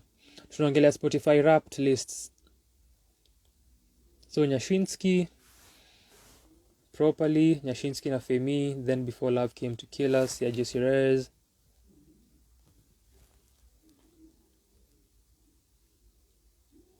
Mr. Morale, The Big Steppers is Fire, that's from Kija. It's a very divisive album. Kuna watu wanaipenda, kuna watu hawaipendi. So for Hazel, version yao ni Their Deezer Year, Daniel Caesar, number 1. It's been a while tangu nisi Daniel Caesar. Did he have a project this year? Kuna time nilikuwa naona video yake fulani mpya a few months back. Julikuwa forever tangu nimsikize. So I listened to ngoma yake na Kali, Uchis, then nikasikiza video yake mpya that niliona kwa recommendations, I think. but it's been a while since nilisikia Nil Caesar. I remember bumping Freudian time ilitoka, I think 2 or so years back, and Louis Armstrong. Okay. Jacob Collier. You can see the sound here. Mumbi Kasumba, interesting, representing. Abe ndo ana Mkenya yote kwa list yake. The international man Abe atambui. Then November Ultra. Sijui November Ultra. And you can see the taste. And I think Jacob na Caesar have a song together, I believe. There's a video of what I think they have a song together. Interesting lineup there from Hazel. More mellow, layered, grand vocalists and sounds, as we can see. Most listened to song Gold Fronts by Fushi featuring Lil Wayne. Okay. So I believe basi Sheri kwa Spotify, anasema ako surprised pia nimekuwa live at this hour. So Sheri, tunaangalia Spotify Wrapped lists. Tuambie your most listened to album, songs and or artists as we are concluding each session. Tushamaliza literally. So let us know.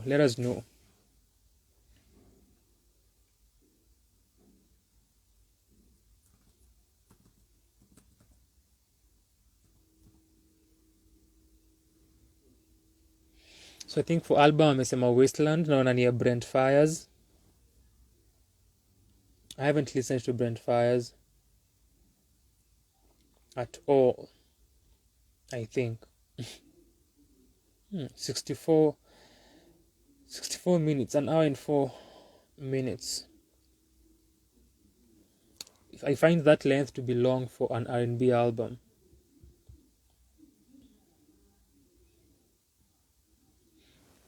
Ilikuwa niseme for Nyashinsky, I reviewed EP yake Therapy, the surprise EP.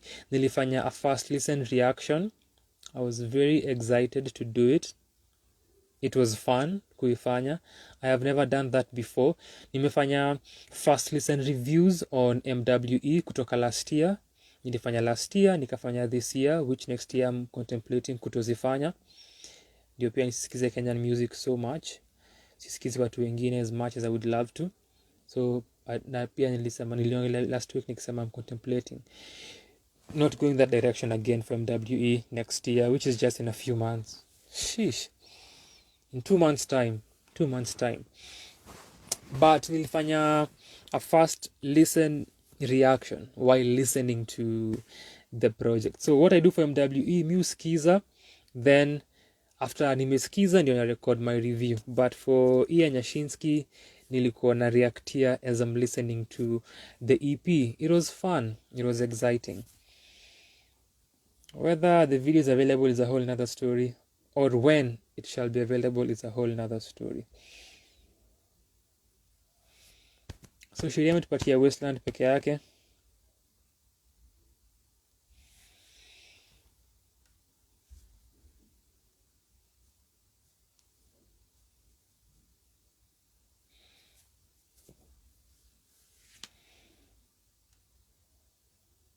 So kija ni fan wa Nyash, that could be interesting to you. In the meantime, uone our videos on our channel za Nyashinsky. Stop playing with us. Na kuniambia pati nahitaji ya wife. Stop playing. I have done the Lord's work. Do the Lord's work too and watch those videos. Nimesema hizi Sunday sessions, what you can do. Kienda kulala. Unaacha ikicheza. Pick the lengthiest ones. Anza na hizo. Type Sanaa kwa Sanaa Sunday session on YouTube. Ona results. Angalia gani ni 10 hours. Anza na hiyo. Kienda kulala. Acha i play through. Utakuwa sana. Ni kama tumefika tamati ya our session for today. Shukran sana for passing by and giving me your time. Kija, mimi nakupatia tips za kunisaidia hapa. So, Do your part. Do your part. Unisaidie with what you're telling me here.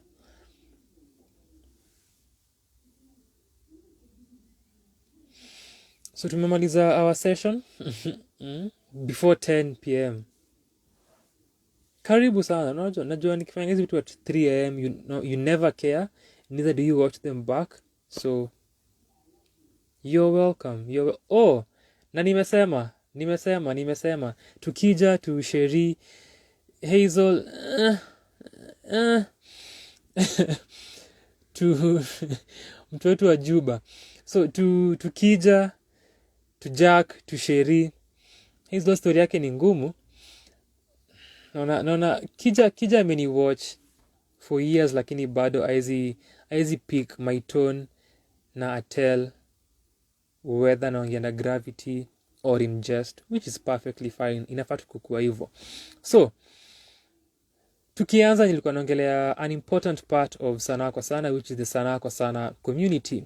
Na kile nilisema, if you can look at the title of this video, ni Sanaa kwa Sana Hangout 2. Tulikuwa na our first hangout session with our lovely community mid-year in July. On July 10th ilikuwa a Sunday, which ili coincide na 1 year of our Sunday sessions. So ilikuwa our anniversary ya hizi Sunday sessions, na ilikuwa 2 years of mziki ilikuwa 1 year of Sunday session. Ilikuwa our first hangout na 1 year of our Sunday sessions. So we are having our second hangout session ya Sanaa kwa Sana with our lovely community very very very soon. So Sheria kwa hapa, Kija kwa hapa, Jaka kwa hapa, lucky you. Nyinyi kama GOAT.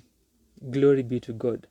Over our side kama Sanaa kwa Sana, the grass is always greener, and we thank you, our community members, kwa sababu you have constantly given us our flowers. You never waste any time.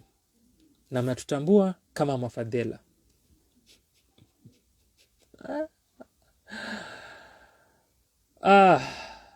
Kama umenipata, snap kwa comments. Off the dome. Snap kwa comments. All this effort. Na mheshimu wasanii. Na wana mko Spotify. So,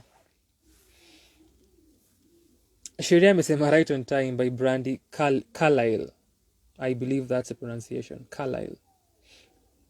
Ndio na assume hiyo ndio ngoma yake yenye imesikiza sana. Sasa, jinsi ninavyonena tukikamilisha.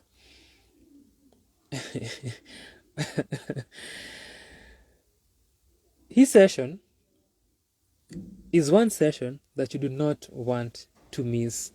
So kwanza kuna a possible idea of Sanaa kwa Sana retiring and closing shop hivi karibuni. So this could be one of the last sessions you get to experience Sanaa kwa Sana, or possibly the last. But najua niko na watu wenye watu wa Sanaa kwa Sana hapendi watu. I'm the one who forces them to do this session. So if you ever see them kwa hizi videos na waone kwa our sessions na waone kwa reviews wako under duress, I am constantly pressurizing them. They do not do this out of love whatsoever. Usidanganyike. So, since that is the case, niki give up, niki retire, everything ime crumble. Niki die, bana take over the channel. Alisha make claim yake a few moments ago. Vile ataipata sijui. We can figure this out.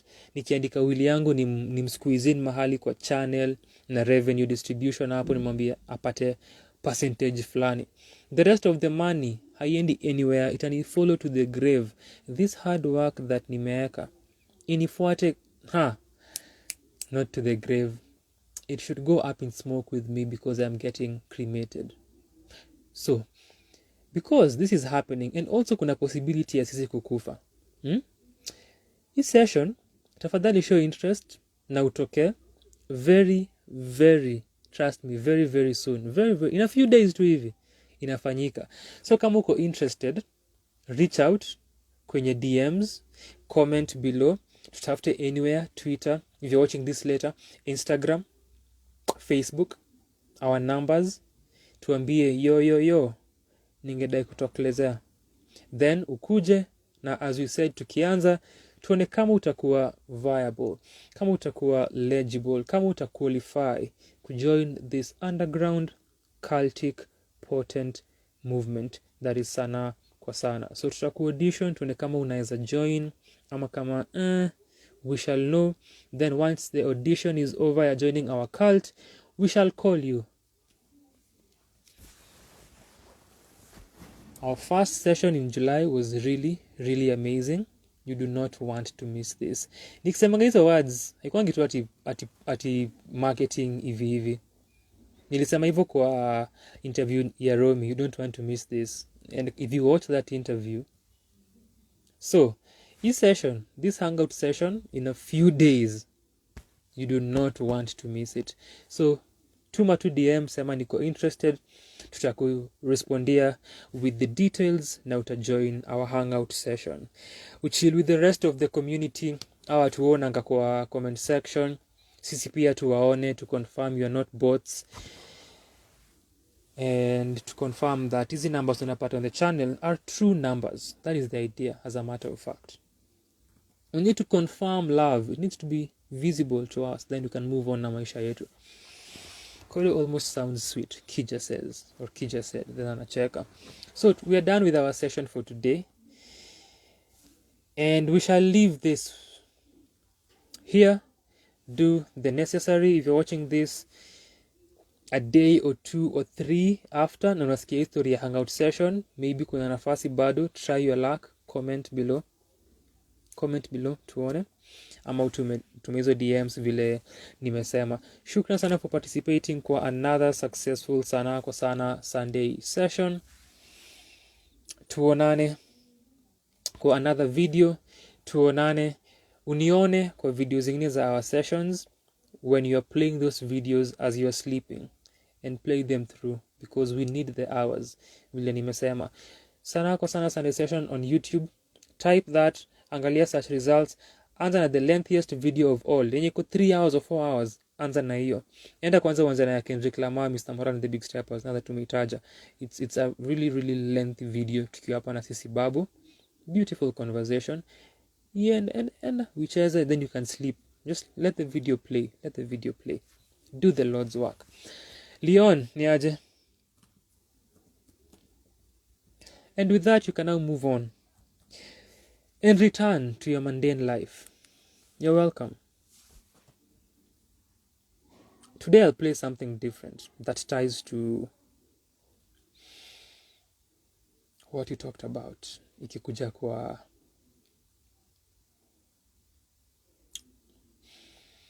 life na existence.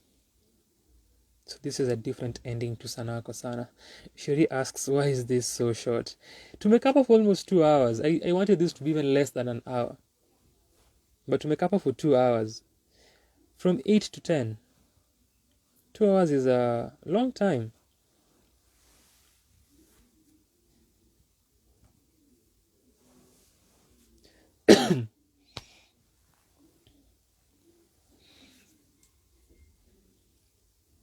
So Shuri, go, after I share this, go watch it back on YouTube for the sake of our numbers. Tumesema we need your help. Unaona kufanya hizi videos kama saa hii unapatanga watu kina Larry wakipitia. Ni aje Larry? Otherwise hawezi wapata hapa. Fanya video at 3 am unafanya whom are you recording the video for? Who is your target audience, young man? As you're showing up at 2 am, what are you trying? Yeah? And Sheria alikuwa hapa, alinijoin at 5 am. I think alikuwa anamka kwenda Wera. And I'm still here talking about art. Like, what the fuck? What the actual fuck? Who gives a fuck about art like that? Young man, get a life. Or as Kija has rightfully, gratefully, philosophically advised, get a wife. Let's finish this differently for today. So tune in. 10 minutes of your life, if you have some to spare, listen to what I am playing, and once imeisha, tumemaliza. So here we go.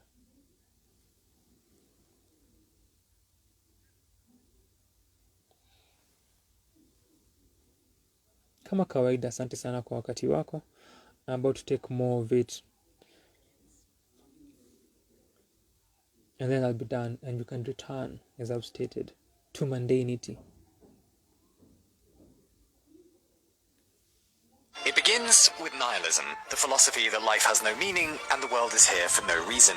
Do a little dance, make absolutely no love, get incredibly down tonight. Suddenly, existentialism is getting popular. The main idea being, okay, maybe we aren't here for divine reasons, and the world has no absolute purpose, but that's kind of neat, because it means you have no shackles, beholden neither to gods nor kings. First and foremost, you are not an employee or a citizen or a digital nomad, but a person. First, you are a person, also meaning that every decision is your own, but also meaning no one is coming to the rescue. And most importantly, no one is really in charge. And it's hard not to sympathize today with that. Have you looked around? Where are the real adults?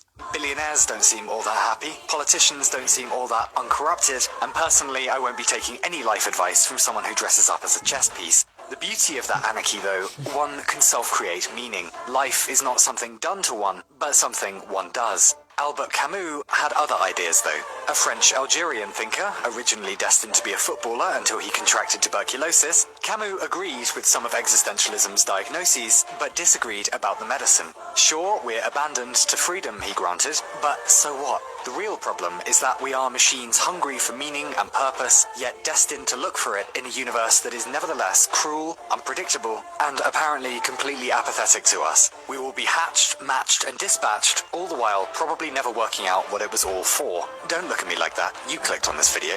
Well, Camus reasoned, there are maybe only 3 courses of action available to us in such a ridiculous situation. 1. Refusing to play the game, as in ending one's life. And don't do that, please. 2. A leap of faith, or placing faith in something that there is meaning somewhere. This could be anything from believing in a deity to consulting a sentient melon called Terence before making major life decisions. Or 3. Absurdism, full recognition and acceptance of our absurd situation, of the harshnesses and slights of life, of the facts that we'll probably never attain absolute truth and purpose, and not surrendering to that in a blaze of nihilism, but living in spite of it, a revolt against meaninglessness itself. As Camus put it, the only way to deal with an unfree world is to become so absolutely free that your very existence is an act of rebellion. Because it isn't meaninglessness that hurts, Camus insisted, it's the contradiction of needing meaning and not getting it, particularly our inability to let go of the contradiction itself. For example, ever since my teens, I've been rather terrorized by the question, why is there something rather than nothing? Because what we're really asking, probably, is why is there anything here at all? Meaning, presumably, either the universe had a beginning in time, or it had no beginning in time. Well, alright, let's imagine everything began with the biggest of bangs 14 billion years ago. Fine, but if that was the beginning of time and stuff existing, then there can't have been anything before that by definition. Nothing but nothingness. And how can nothingness create stuff? Even if something exotic preceded the Big Bang, like a quantum fluctuation or whatever. Well, alright, but that's not nothing, that's a different something. And we're back to asking the same question. What came before that? And that? And that? Looking for the first uncaused cause until one's head simply fucking explodes. Okay, maybe creation has been around forever then. The universe had no beginning in time. Well, that solved the whole something from nothing problem. Maybe the Big Bang was the next iteration in a cycle of universes. Expansion, collapse, expansion, collapse. Yeah, okay, but how does that work either? Maybe some weird perversion of general relativity, maybe the universe creates itself from the end of time. But again, shouldn't that have started somewhere, even if the starting point is in our future? How can any system exist without a defined beginning? And yet, if the universe had one, then it must have come from literally nothing. I used to find, if I thought about this for too long, it inspired the same kind of horror as when you realise that third joint was a bad idea. Why do both positions seem reasonable and yet completely contradictory? In academic bollocksy talk, this is called an antinomy. 2 premises that work fine by themselves but won't reconcile. A paradox, in other words. And the beginning of the universe is hardly the only one.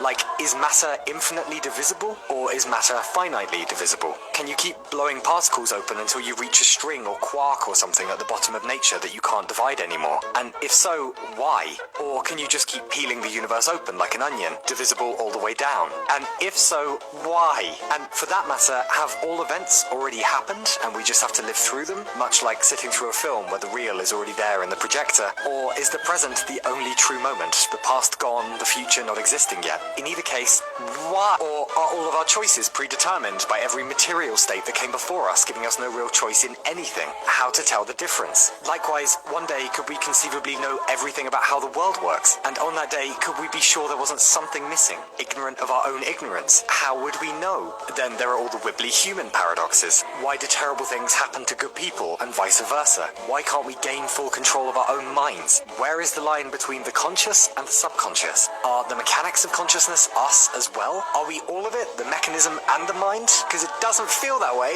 And finally, if we've been abandoned to total freedom and drift about in the existential ocean captaining a ship of one, with no rules to life but those we give it, how are we supposed to find meaning or belonging or just the bare basics of a reason to live in a universe this unkind and uncaring, where hopelessness seems inevitable, pitted daily against tragedies with no explanation, maladies defying medicine, and let's be honest, other humans who are just straight up cocks? How can anyone live like this, with so much unexplained or random or totally contradictory? Who wouldn't lose their minds? Who wouldn't fall into nihilism? Who wouldn't lose all hope and reason for being? Albert Camus wouldn't. That's where all this is heading, obviously. Another small detour first, though, because I wrote this next bit while I was quite high. Hey, in 1914, Ernest Shackleton and a crew of 27 embarked on an expedition. Their plan? To cross the Antarctic by foot. So, off they sailed south on the South Atlantic Ocean. 4.5 stars on Google reviews for some reason. By early 1915, however, their ship, the Endurance, was trapped in pack ice, inexorably drifting south in it. Soon enough, the ice kindly crushed the Endurance and sank it, and soon enough, there they were, lost on the frozen plains of nothing. And so they wandered, by foot, by lifeboat, for months. They came upon an island, finally, Elephant Island, the first land in 500 days. But so what? They were still marooned and no help was coming. Shackleton and a few others set off to mount a rescue effort, while the rest of the crew stayed behind to try and, well, not die. Shackleton found help 800 miles later, returned to his crew, and everyone got home alive eventually. And even though the expedition was a failure technically, it's remembered today as one of the greatest tales of modern survival. But what's strange is reading about how the crew lived all those months stuck, intolerably cold, waiting for Shackleton to come back with help, though knowing it was very unlikely he would return. They put on silly plays for each other, made a tradition of moonlight walks, and laughed even. Laughed often. 1,000 miles from anyone, perhaps the most isolated humans in the world at the time, they retained their humanity. As Alfred Lansing writes, in some ways they had come to know themselves better. In this lonely world of ice and emptiness, they had achieved at least a limited kind of contentment. They had been tested and found not wanting. Which is exactly where absurdism begins. Because aren't we on the ice, freezing and isolated? Aren't we tortured by the same questions the stranded crew were? Is rescue coming? Will we make it? What the hell are we even doing here? Aren't we just as marooned, thrown into this era, in these situations, in these bodies, by physics and chaos and biology and history and God knows what else, and expected somehow to live through it? And how do we live through it?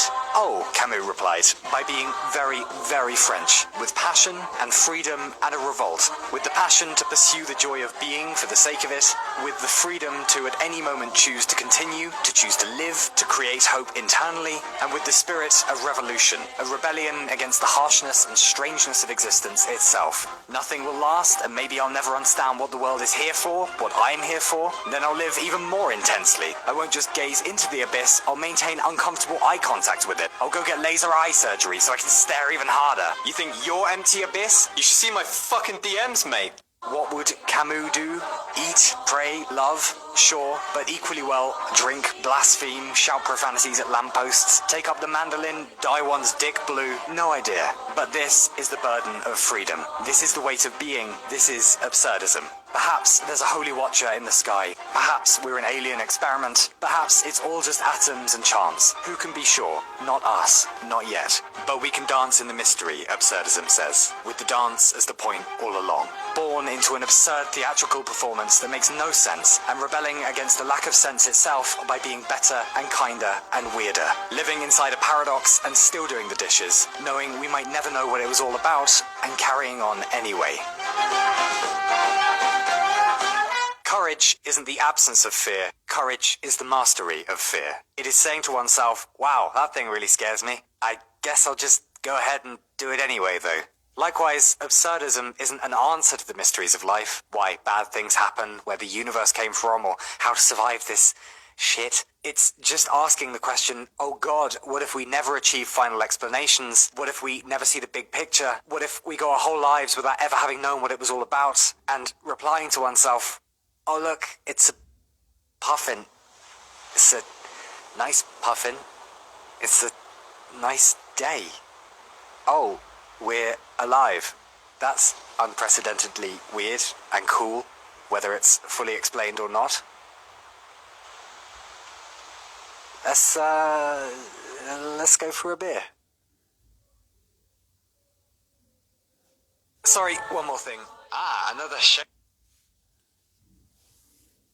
book plug, huh? I got very bored of writing sci-fi last year, and just at the point I was contemplating throwing myself out the window for something to do, I started messing around with poems instead. It was a lot more fun than sci-fi, and I was quite surprised to find it turned into a book eventually. It's called Poems for the Lost, because I'm lost too, which I think is quite self-explanatory. It's about absurdism, really, and before I changed the subject category, it was also momentarily #1 in the Poetry About Death list, which, for reference, you can reach the top of by selling just 2 copies of a book, so thanks to my mother and my mother for that. For once, the digital and print versions are both out at the same time, which is now. I'll leave a link below if you're interested anyway. As is tradition, I'll leave a link below if you're not. If you do end up giving it a read, thank you ever so much. And if you don't, totally understood. We're no longer friends and I despise your very being.